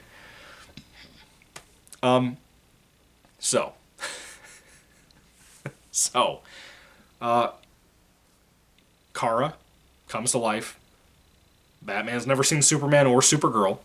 Doesn't really understand it aside from they're like a god, basically. She kicks the shit out of all these CGI soldiers, which was a great example, again, of unfinished CGI, which I guarantee you will be finished by the time that this film comes to DVD and Blu-ray, because they'll realize with the embarrassment that they can't let Grandma and Grandpa watch this movie on TV when it comes out and see shitty CGI like I saw in the theaters today. They won't allow that. Justice League, they modified the Joss Whedon film from the trailer to the actual theatrical release of that film, and of course when Zack Snyder came in, he corrected everything again when he fixed it. That's not beyond what I would say would happen. So let's see when this movie comes out to DVD and Blu-ray, what they do to the CGI. See if they touch it up, fix it. Let me know down in the comments if they did, you future folk out there. So, they leave. They take Kara with her, and we cut to, like, Bruce in the bathroom, just fixing up his arm where he was shot or cut or whatever happened to him. And the other two Flashes are wandering around, and Kara apparently left. I had to go to the restroom, so I went and took a leak, and I came back, and she was gone. She was flying away to some other place. And then she comes back when the guys are trying to get future Barry Allen his powers back. They strap him up in a very Frankenstein situation. They have a fucking bat parachute. A bat parachute, which is very Tim Burton, very Michael Keaton. I love that. It's actually shaped like the Batman symbol. They have it up in the air with a line attached in a very Ben Franklin way to a Frankenstein chair that they have the older Ezra Miller attached to. And it's supposed to also have the chemicals that he apparently took from Star Labs, which when you had your accident, how the fuck do you know what you got covered in that you got struck and electrocuted with? How did you know that? I mean, I guess he can travel in time now, but he didn't take any bottles with him, which he just ADRs off the screen. Yeah, you know what, Michael Keaton? I have some chemicals that I took from Star Labs that I happened to have that night. Shut the fuck up. Where is this coming from? Where... Oh my god, the frustrations, the angers, as a big Snyderverse fan, as a fan that wanted to enjoy this movie, and wanted to say, I have a quadrilogy of movies to watch. No. Nope. Nope. Nope. Not me. Not me. Nope. Nope. Nope. This movie's too goddamn dumb for me to say that. So, the lightning comes from the parachute, and it comes down from the sky in the parachute, down the Ben Franklin experiment into the Frankenstein chair, electrocutes Mr. Older Ezra Miller, and he doesn't die, but he doesn't get his powers back. So Kara shows up again. She grabs him, takes him up into the sky where the lightning strikes him once or twice, something like that. This is where I came back. And she comes back, and now he has his powers. He begins to heal. It takes a little bit of a moment for it to start settling in, which is weird because younger Ezra Miller healed immediately after he was hit. So, older Ezra Miller now has his abilities again. He has yellow lightning. The older Flash, or the younger Flash, has blue lightning. Are they trying to imply that some kind of change happened between these two in the old timeline after Justice League from Snyder or from Joss Whedon or whoever? Are we trying to imply that the change happened between there and then this movie, that that's why the Flash lightning is yellow now? I don't know. It's just weird. It's an odd observation. So, this film also brings up the fact that Man of Steel has not happened yet. It's about right at the time, within a couple of months or whatever, that Barry Allen got his powers. So young Barry, who just got his powers, is not ready to fight something like the Zod invasion. So Zod comes back, aka Michael Shannon comes back, also with the girl that was by his side as his right-hand girl, whatever, in Man of Steel. They kind of re-perform Man of Steel without Superman, because apparently Superman is not around. We don't know why until later on. But Kara has to team up with the two Flashes and with Michael Keaton to go stop Zod, because there is no Superman. Supergirl is going to have to take the place of this situation and stop these Kryptonians. She knows who they are, what they're about, and she's going to try to stop them. So they all fly out there. The military is there. They don't know who the fuck these people are. At this point, there is no Man of Steel. There is no Superman. The government and whatever didn't know that these motherfuckers existed yet. They didn't know that all these people with powers and money and shit existed. Batman hasn't been around forever, so nobody's been talking about the guy. They all decide to be on this battlefield and try to stop all of this shit. Right? They decide to be there and involved. So they fight this big giant motherfucker from Man of Steel that we saw. That now he has like his face covered up with the mask thing they all wear. They got to fight Michael Shannon. They got to fight a whole Kryptonian army, who their same goal, like in Man of Steel, is to take the polarization of Earth and make it more like Krypton, to make the Earth more like Krypton overall. Whether it has to kill everybody or not, it probably will. They decide to do that. They also decide to take Kara's genes, basically by stabbing this big old Nintendo Switch with a needle into her chest to try to take her DNA and whatever, her life force, whatever, to put it as a part of Krypton, like they did in Man of Steel, like they tried to do with Clark. The reason they came for Clark in Man of Steel. They try to do that to Kara. And they also reveal, Michael Shannon does at least, that they tried to basically help Kal-El when he landed the same day, I assume, or around the same time that Kara had landed on Earth, in a separate place, wherever she was from, Russia, whatever it was. They tried to save Kal-El, but also do the same thing with the Nintendo Switch and the poking with the fucking needle on the back of the Nintendo Switch they used to, help their gene code or whatever for the Kryptonians. But he died in process. So Superman is dead. Henry Cavill never lived, according to this timeline. Which, to me, even made me even more mad, because of how fucked up what James Gunn did to Henry Cavill with the recastings, then picking a younger Henry Cavill lookalike to play this new Superman Legacy movie. That shit seemed like the biggest dash to Henry Cavill, basically in a way that almost seemed like DC or Warner or whoever were saying, you know what, Henry, you want to fuck with us? You want to make us look bad? You want the fans to hate us for our own choices? How dare you try to make us take responsibility? We'll just act like you never existed. And then they literally did it in the Flash movie. Don't feel bad, Henry. They did it to Ben, too. I'll talk more about that later. I mean, they already did it with, Michael Keaton's Bruce Wayne here, having him replace Ben Affleck, like Ben Affleck had never existed in this timeline ever, which I assume will be our timeline from now on. I don't fucking know. But they have a bunch of fights, and this is where shit gets so goddamn stupid. Batman is flying around in a plane, and the two Flashes are teaming up. By the way, one of the Flashes took an old bat suit and turned it into a Flash costume. I had seen the pictures, I had seen the videos online. It was ugly as shit, and I've hated it ever since I saw it. I thought it was a horrible thing. It's supposed to play up as this goofy-looking costume, whatever. First time ever costume. Could you not play by the Amazing Spider-Man 1's logic of just saying, you know what, maybe Peter is good at sewing. He's a smart kid, he can build all this shit. Why can't he just sew a costume really, really nicely? You couldn't do that with the Flash. No. He is a fucking scientist. He has to be smart enough right now as a teenager in fucking college to eventually become a scientist. Why does this kid have to be Bill and Ted? It's a different timeline, bro. I don't understand it because it's a different timeline. Yeah, that's totally what I'm going to see in my comments. That's what's going to happen. Because there are the very few fans out there who love this shit.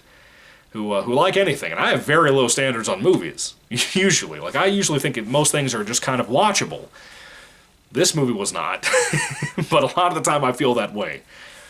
And back to the fight, though.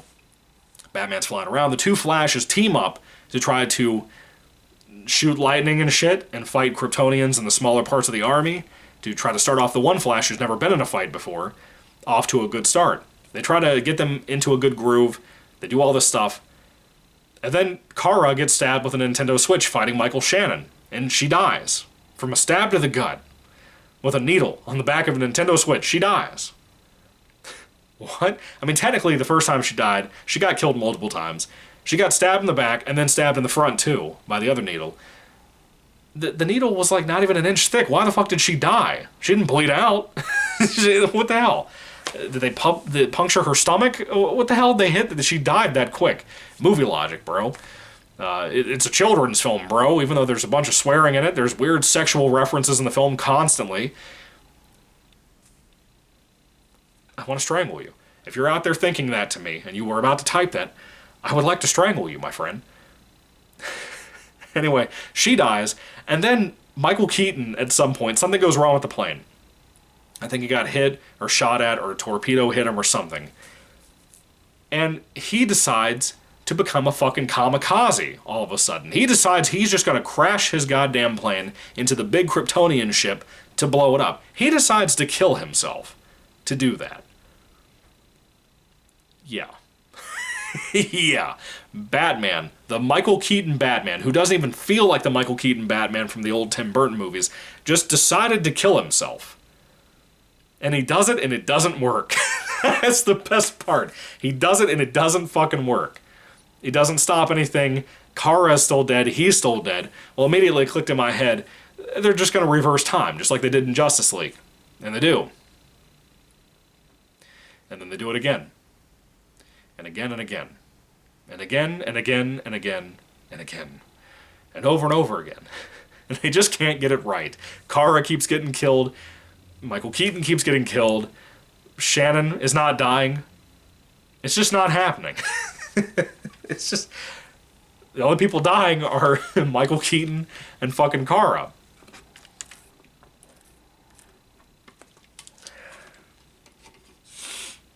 So... At some point, the two Flashes are about to fight. I think it's the big giant thing that Michael Keaton tried to kill. By the way, when Michael Keaton died the first time, before they decided to refresh everything like a computer page, an internet page, I sounded like the most boomer thing I'd ever seen in my life. Anyway, when they try to, save him, after he fights the big old Kryptonian guy, the giant or whatever, Michael Keaton dies from an explosion, and then that thing supposedly dies. But the thing that killed him was I guess something hit his neck, like shrapnel or something, I don't know. But Michael Keaton is being held by Ezra Miller's older Ezra Miller, Barry Allen, whatever. And he dies with the funniest fucking face I've ever seen in my life, and I laughed out loud. I know Colonel Man got mad at me over it. I laughed my ass off. The shit was he was telling the kid, don't worry about saving me, kid. I'm alright. And then he was like... And he died like that, with that face, that turtle-looking face. Michael Keaton... I love him. He had to have been fucking with everybody when he did that face. He had to have. How the fuck that face, that death face, which is the funniest death face I've ever seen in my life, how the fuck that made it into the Flash movie, what they were betting everything on to try to save everything, jumpstart the new James Gunn universe. Now, you mark my words, the weird-ass fanboys and James Gunn himself will say this shit doesn't count. Even though they changed all of this shit, you mark my words, they'll say it doesn't count. Mark my fucking words. Put it on the calendar, write it somewhere around your computer, put a fucking sticky note on the outside of your desktop, or your laptop, or whatever the fuck you're using to watch this. Probably a phone, let's be honest, but still. Put a sticky note somewhere around that says that they will eventually, if not already, have started saying, it doesn't count, bro. Watch it. It will happen. It will happen. They'll say, that's not really the start of the James Gunn universe. Shut the fuck up. Yes, it is. This and Blue Beetle, no matter how many times they say some stupid-ass cartoon will be, I think there's a Batman cartoon or something they're saying that with. Whatever. Whatever. I was expecting closure of the Snyderverse universe with this movie. I did not get that. I just got shat upon. Over and over again. It was like they deliberately went out of their way to ruin many of things like Gal Gadot, Henry Cavill, Ben Affleck, because of they hate the fans of those movies so much and how much we pushed WB to release something like this, which was amazing. Everybody liked this that saw it. I don't know a single person who saw this movie in my personal life who loved it or who didn't hate it, matter of fact. I was surprised.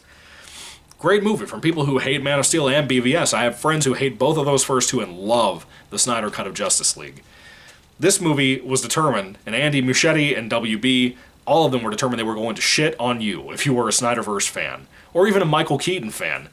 Now, mind you, if Michael Keaton is dead, which this film never resolves that, it kind of does, but kind of not, you never see him alive ever again.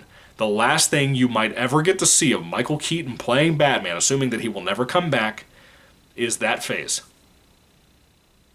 the death face while old Barry Allen handled him. It was embarrassing, man. I laughed so goddamn hard.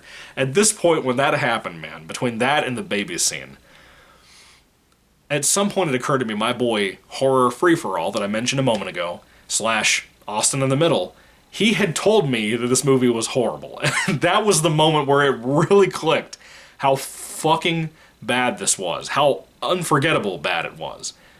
I will never unsee that Michael Keaton face as long as I live, with his eyeliner on and everything in that mask. I will never forget it as long as I live.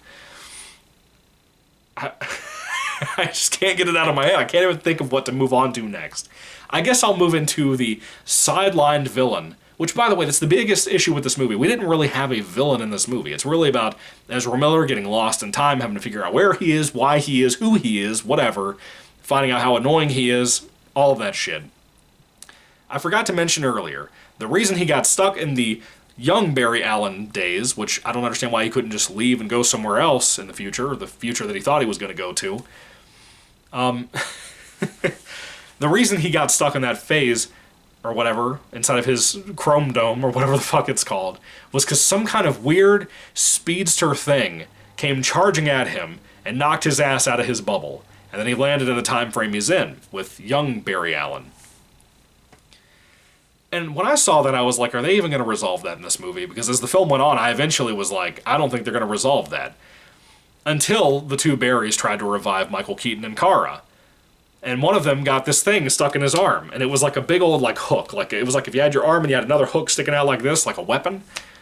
And I was like, is this fucking guy going to be the bad guy? And the film plays dumb for a long time. The film plays dumb for like another 10-15 minutes, trying to pretend like, no, you don't know what the fuck you're talking about. That speedster that knocked old Barry Allen out of his chronodome, whatever, that ain't him. Chronosphere? I don't know.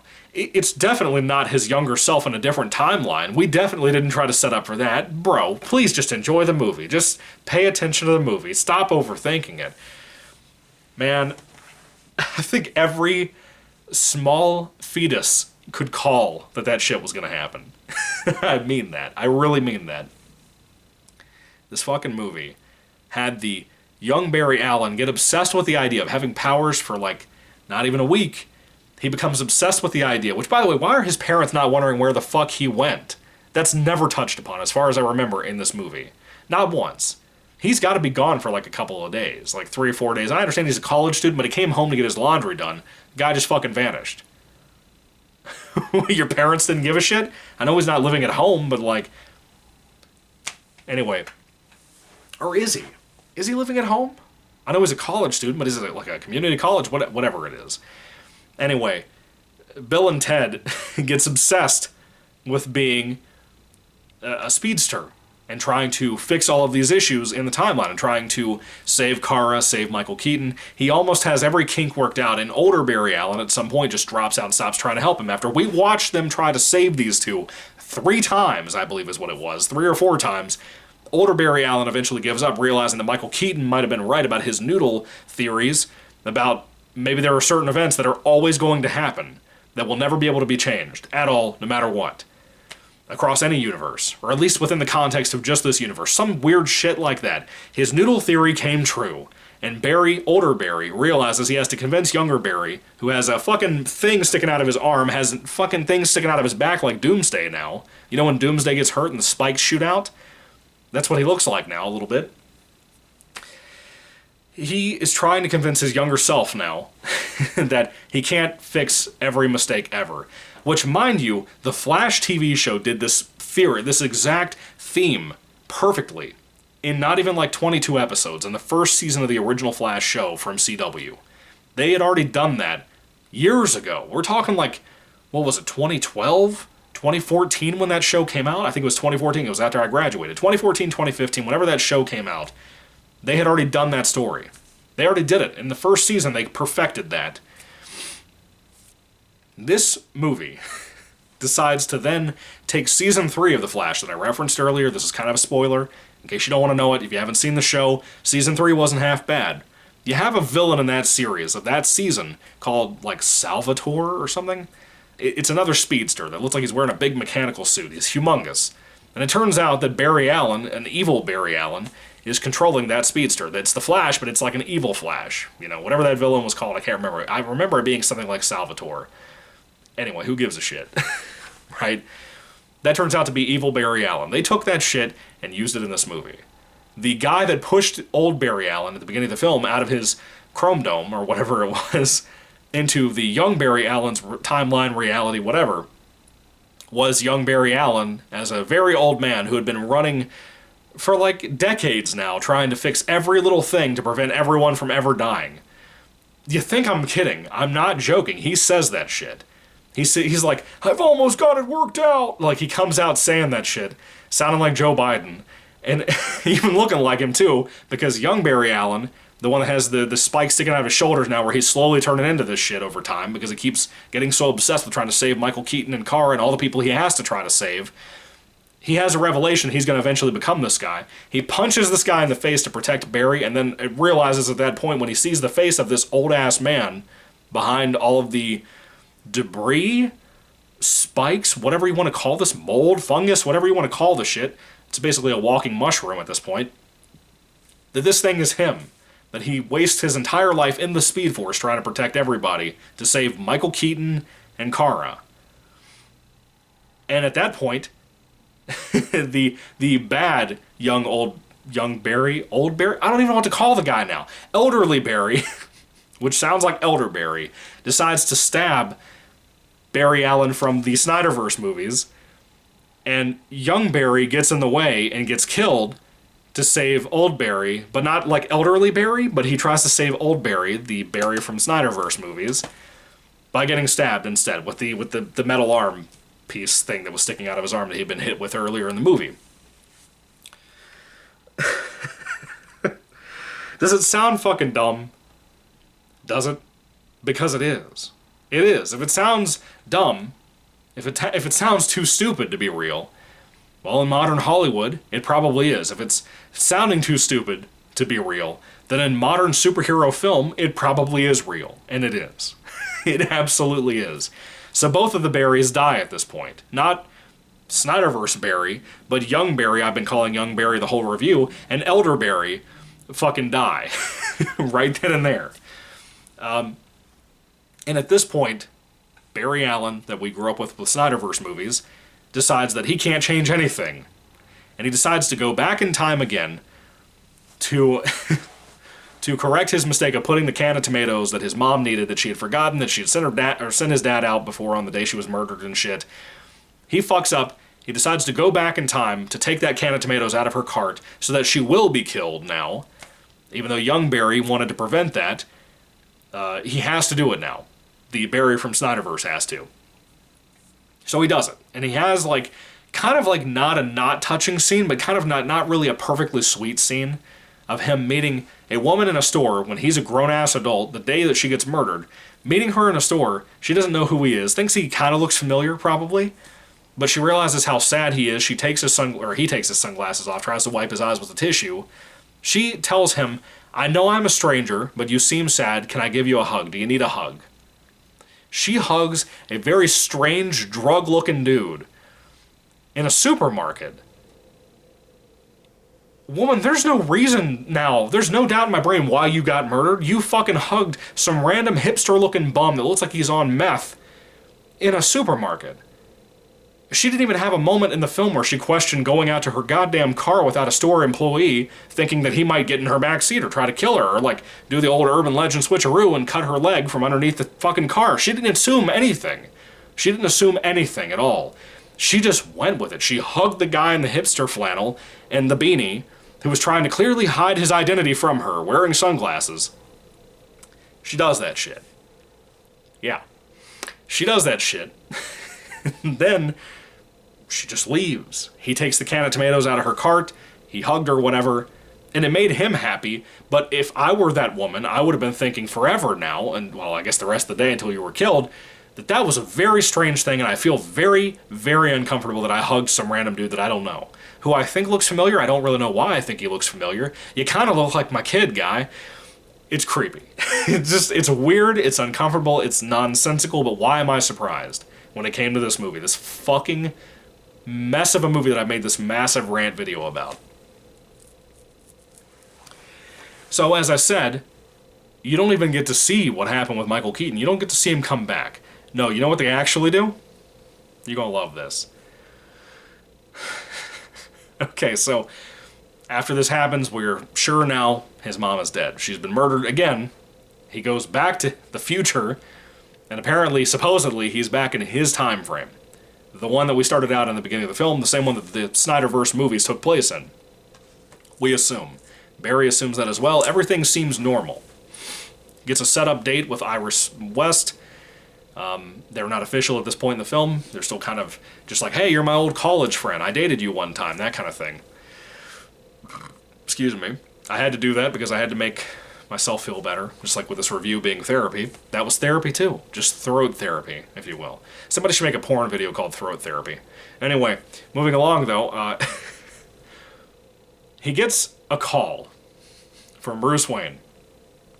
And this had been kind of ruined by dumbasses from like all of these like CBR websites and comic book related websites and entertainment websites that tried to hype this movie up. Have you looked at IMDb for this film? Have you looked at it since the Little Mermaid fiasco that happened? IMDb is very famous for every time a movie they politically are inclined to as a shill website to hope that something succeeds and try to modify the public opinion and what you think. It's very much in a 1984 way, not like Wonder Woman 1984, but like real 1984. They tell you for all of eternity now that everybody loved the Flash movie. I have yet to meet a single fucking person in person myself since this flopped so badly. I haven't met a single person in my life, in person at my job or anything, who saw this movie, much less liked it. But on IMDb, they have it listed at a 7.2 out of 10 stars as the average rating of this movie. If you saw the movie that I saw, you know there is no goddamn way that that's true. There is just no fucking way at all that anybody felt that way about this movie. I understand people that are kind of like just normies, teenagers, whatever, like in the first Aquaman movie. I understand weirdo SJWs powering together to love that shitty Harley Quinn movie, Birds of Prey or whatever it was called. You might have enough people there that could defend something like that. But when Little Mermaid recently came out, the remake with, what's her face, Halle Bailey, whatever her name is, I didn't see that shit. I have no reason to see it. Haven't even seen the original from what I remember of my childhood. But IMDb announced they were going to change the formula on how reviews were averaged out mathematically because of how that film was supposedly getting review bombed. I'm sure review bombing probably happens, but not to the extent where it would make an average go from a 10 out of 10 stars down to like a 5 or a 3 or a 4. No. No, they did that shit to protect garbage like The Flash that they were paid to love, paid to appreciate, paid to make ads and shit and put their name all over commercials and all of that to claim that it's a great movie, the movie that will change your life. There are companies that were calling this the greatest superhero movie of all time. There were reviewers saying that shit. There were people on YouTube that I respected, or at least sometimes I respect, like Chris Stuckman, that were saying this was a good movie. How the fuck you assholes could tell me that this shit right here is horrible, that this shit is underwhelming, and that something like The Flash or Birds of Prey or even something like this are basically really, really, really good times or perfect, like they claim the Batman is. You assholes are out of your fucking mind. You proved at that point you are a goddamn shill. I don't care what anybody says. Not accusing Chris Stuckman of too much, but I'm saying he ain't fucking honest, is what I'm saying. And I mean that. I loved the guy. I still watch every review and video he puts out. But motherfucker, I can't trust you. I haven't been able to trust you in a long time, and this convinced me of that. Holy shit. You know, I feel like I went on a Clark Griswold killing spree just now. Dude, I could not believe that shit when I was leaving this theater thinking about that. How motherfuckers like IMDb and these famous YouTuber reviewers and stuff are trying to defend this shit and act like it makes sense. But let me really get to the icing on the fucking cake of this movie. I talked about earlier about Mr. George Clooney and Mr. Val Kilmer, and how I didn't understand the whole Bruce Wayne name and like lifestyle and house, even with the mansion, even down to this case, the goddamn car being the same car Ben Affleck had at the beginning of the film, just like Michael Keaton was living in the same fucking mansion that Ben Affleck lived in the Snyderverse. They write off Ben Affleck. They delete him from all of history, just like they did with Henry Cavill, how they said he's dead. I guess he's undead now. I don't know. Maybe he probably still is now that he's fired. I don't know. They recast Batman again in this movie. Now, this is where I get a problem. I talked about how George Clooney and Val Kilmer, I know they're in the Joel Schumacher films, not in the Tim Burton movies. I'm still convinced that that is 4 films that are one movie. Like, one particular Batman. One guy who's played by 3 different actors, in this case. So, to me, I thought, again, Michael Keaton was going to reference, or be the reference of George Clooney and Val Kilmer as a representative for this movie, of those 4 films. I assumed it was the same Batman in those 4 movies, just a different actor. No, this had been ruined by these shill-ass websites that keep putting articles all over my computer at work. I happened to be clicking through, I saw George Clooney in The Flash, and I was thinking, well, I knew there was a lot of references, which, by the way, I didn't talk about the references. I'll get to that in a moment. Just give me some time. The end of this movie ends with them revealing that Bruce Wayne, that Mr. Ezra Miller was talking to on the phone, that had a completely different voice, doesn't sound anything like Ben Affleck at all, who he thought he was going to meet up with. The Batman Bruce Wayne that was coming to hang out with him in his car, the same car that Ben Affleck drove at the beginning of the movie when they hung out for like 2 seconds, it's fucking George Clooney. It's George Clooney. I had this shit ruined for me going into the film, and I couldn't believe that. I could not physically believe that the Batman that everybody hates, the nipples and everything, that he would appear from this movie with Arnold Schwarzenegger playing the fucking Mr. Freeze in this movie, with Uma Thurman playing fucking Poison Ivy, the movie that I loved as a kid that everybody else hates. I could not wrap my head around the idea that George Clooney was going to be Batman of this universe or the Snyderverse or whatever now. But once again, not just once with Michael Keaton did we take Ben Affleck, give the same name, the same house and everything, even down to the same car, to one other guy who happened to be Michael Keaton, an older Batman. We now gave it to fucking George Clooney, the same situation, same car, I assume the same house, even the same goddamn name. Now George Clooney's supposed to play Batman. Even fucking Ezra Miller is like, who the fuck are you? And he even says the word fuck when he's talking to him. He's like, who the fuck are you? Dude, when they were setting up for the scene, I was like in shock. Because again, to me, in my brain, I'm thinking if Michael Keaton, Val Kilmer, and George Clooney are the same Batman, then wouldn't it make sense in context that this would just be Michael Keaton again? That it would, like, just be the same guy. So now are you trying to imply to me that... Let me hold up all of these fucking movies. Are you trying to imply to me, if I can find them, that this movie and this movie are in one universe of one Batman? This is in its own universe, and then this is in its own universe. Is that what you're trying to imply to me? Is that what you're trying to imply to make me think that? It has to be. But it breaks the logic for me because I was under the impression, again, that all 4 of these movies were one universe. That's what I assumed because it seemed to me like that was the case. You can call them a soft reboot all you want. One of them wasn't called Batman 3, just like how Batman 2 was called Batman Returns. I assumed Batman 89, Returns, Forever, and Batman and Robin were the same series. According to this, it's not. Oh my god, they Ryan Johnsoned my ass. It's like they completely flipped everything on its head, and it still makes no goddamn sense, and it still seems like a bunch of bad decisions. I don't even know how to describe how I feel. But now George Clooney's going to be the new Batman, and that's how we ended this movie. That is how we ended this movie.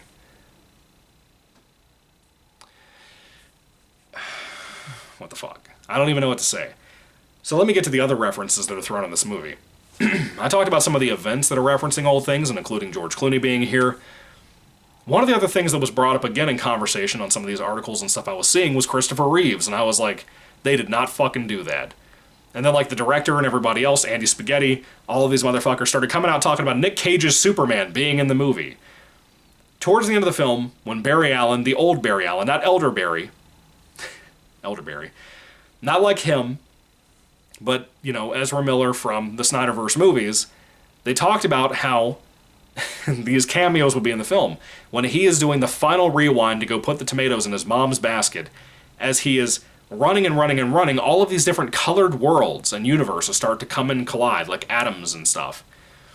There's like a white one, there's a green one, there's a red one, orange, yellow, all of this shit. Like fucking Infinity Stones in general.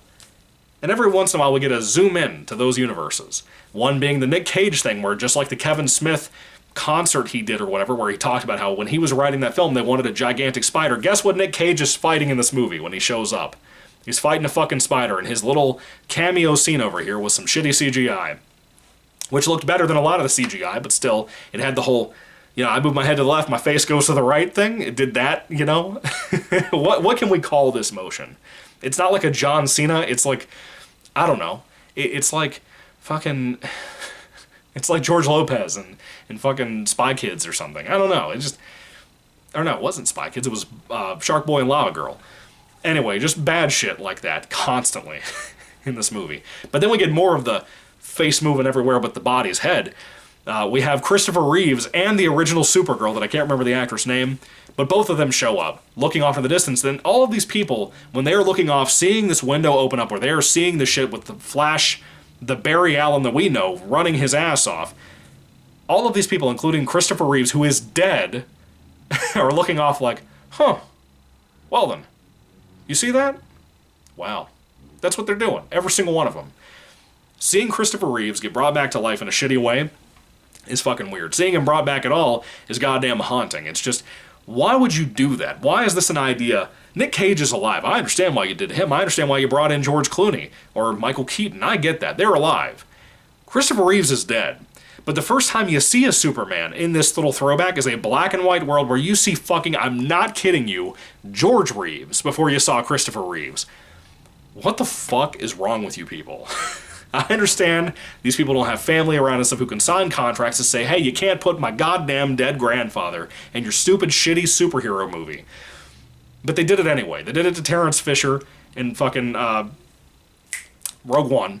And they did it here with Christopher Reeves. The things that you saw, the little articles posting up everywhere to try to hype people up to go see this movie, to see Nick Cage's Superman, to see fucking George Clooney, to see Christopher Reeves, you expected, and I expected, to see a big fight, right?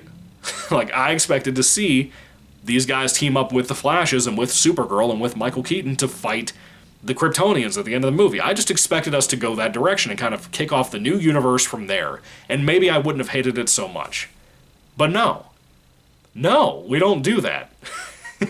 There is no universe out there where we saw like the Batman, the animated series Batman, or even like the Kevin Conroy physical performance from like the CW. We saw no reference to the CW, no reference to like Grant Gustin as far as I know.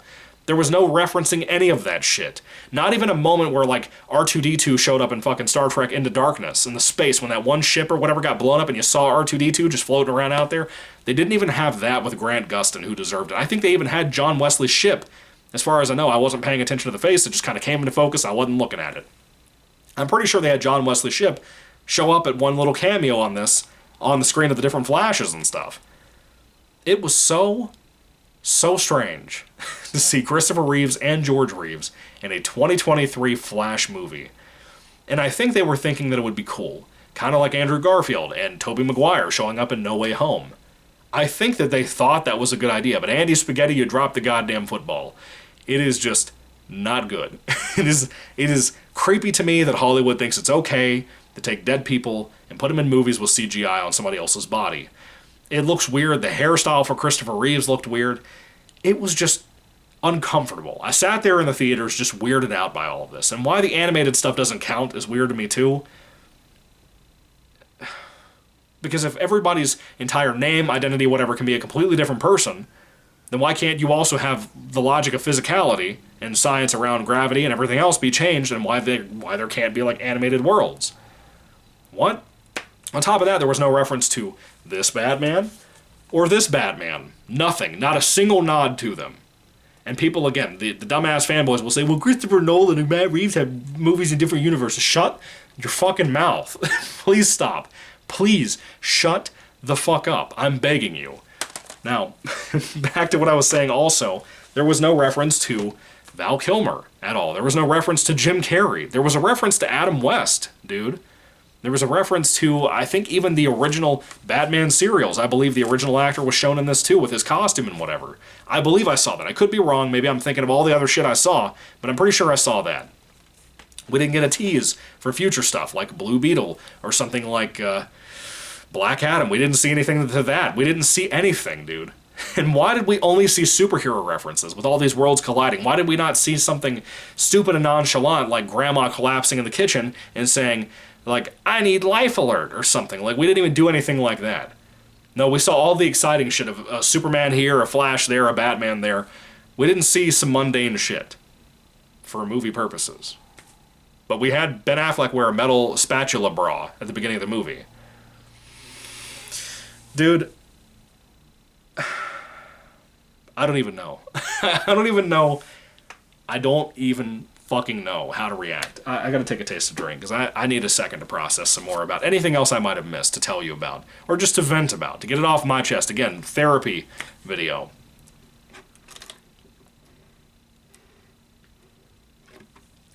I think it's it. I think it's it. Maybe. I'll probably forget something, but I don't know. The film was poorly shot. The CGI is horrible. It wrecks a really bad movie already. The writing is awful most of the time. The improv acting with Ezra Miller is bad. You have the way to impact the idea that the world had changed when Barry first goes to this other reality with young Barry is that Eric Stoltz, for example, was going to play the original Marty McFly in Back to the Future. They have references to things like Eric Stoltz still being in Back to the Future, not being replaced by Michael J. Fox. They have so many weird things like that in here, and they talk about Back to the Future so much in this time travel movie. Can we please, for the love of God, stop talking about Back to the Future like it's the magnum opus of time travel films? It's a great movie. It's a great series. But stop fucking doing that. Stop kissing its ass all the time. Make your own goddamn time travel movies. Stop touching this. I think, I could be wrong, but I am fairly certain No Way Home did this too. I could be wrong. I think I'm wrong, but I think they touched on it somewhere in there. I'm almost certain. With Doctor Strange and Tom Holland, something. Anyway, I'm now confused on who the fuck... whether Forever and Batman and Robin are attached to the Tim Burton movies or not. That's the biggest, most irritating thing I came out of this movie, thinking about that and the fact that Ben Affleck got completely fucked, as well as Henry Cavill, as well as Gal Gadot, because now they erased all of them from existence.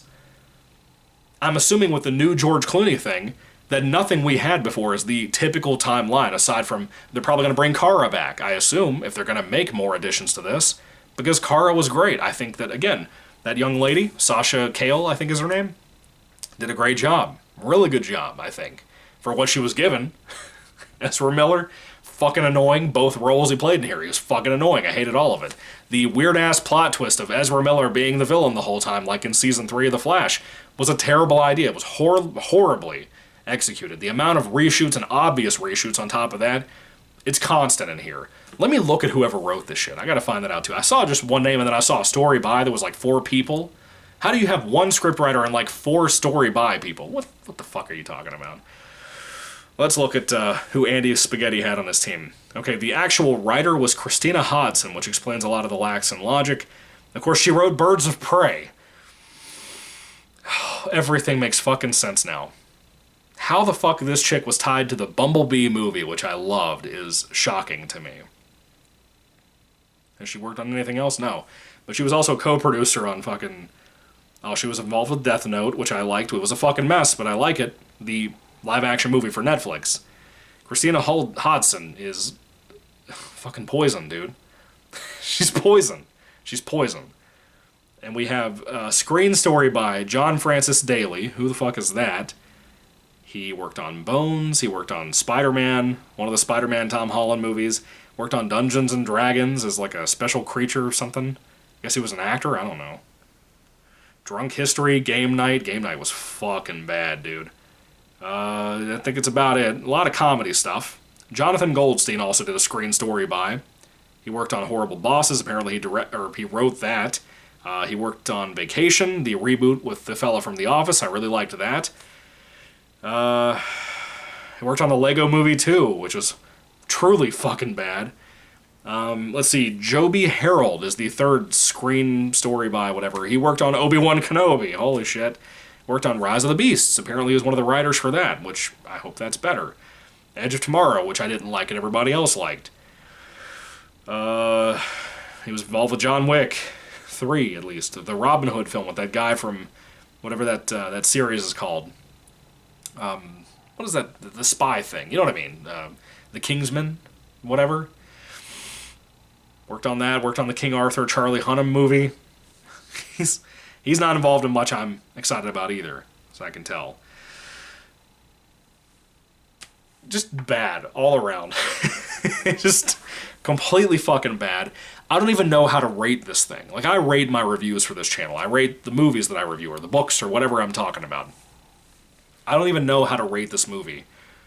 Even the music was bad in it. Even the sound design was bad in it. Everything was fucking messy and just bad and muddled, and the logic isn't there. In the writing, it just...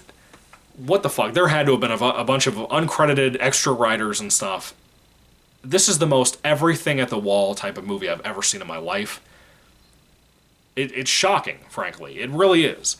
It's not like something like Rise of Skywalker, where it had so much it had to do to correct what Last Jedi fucked up so badly, but then it just felt kind of a little bit too much, but I like that movie. It's not like Rise of Skywalker. It's like there's just so much shit just randomly piled into this movie. Why the fuck did they think that anybody would be excited about George Clooney playing Batman again? Or playing Bruce Wayne again? The dude's doing romantic comedies. He can't even get a job on a TV show anymore. Like, George Clooney's a wacko, dude.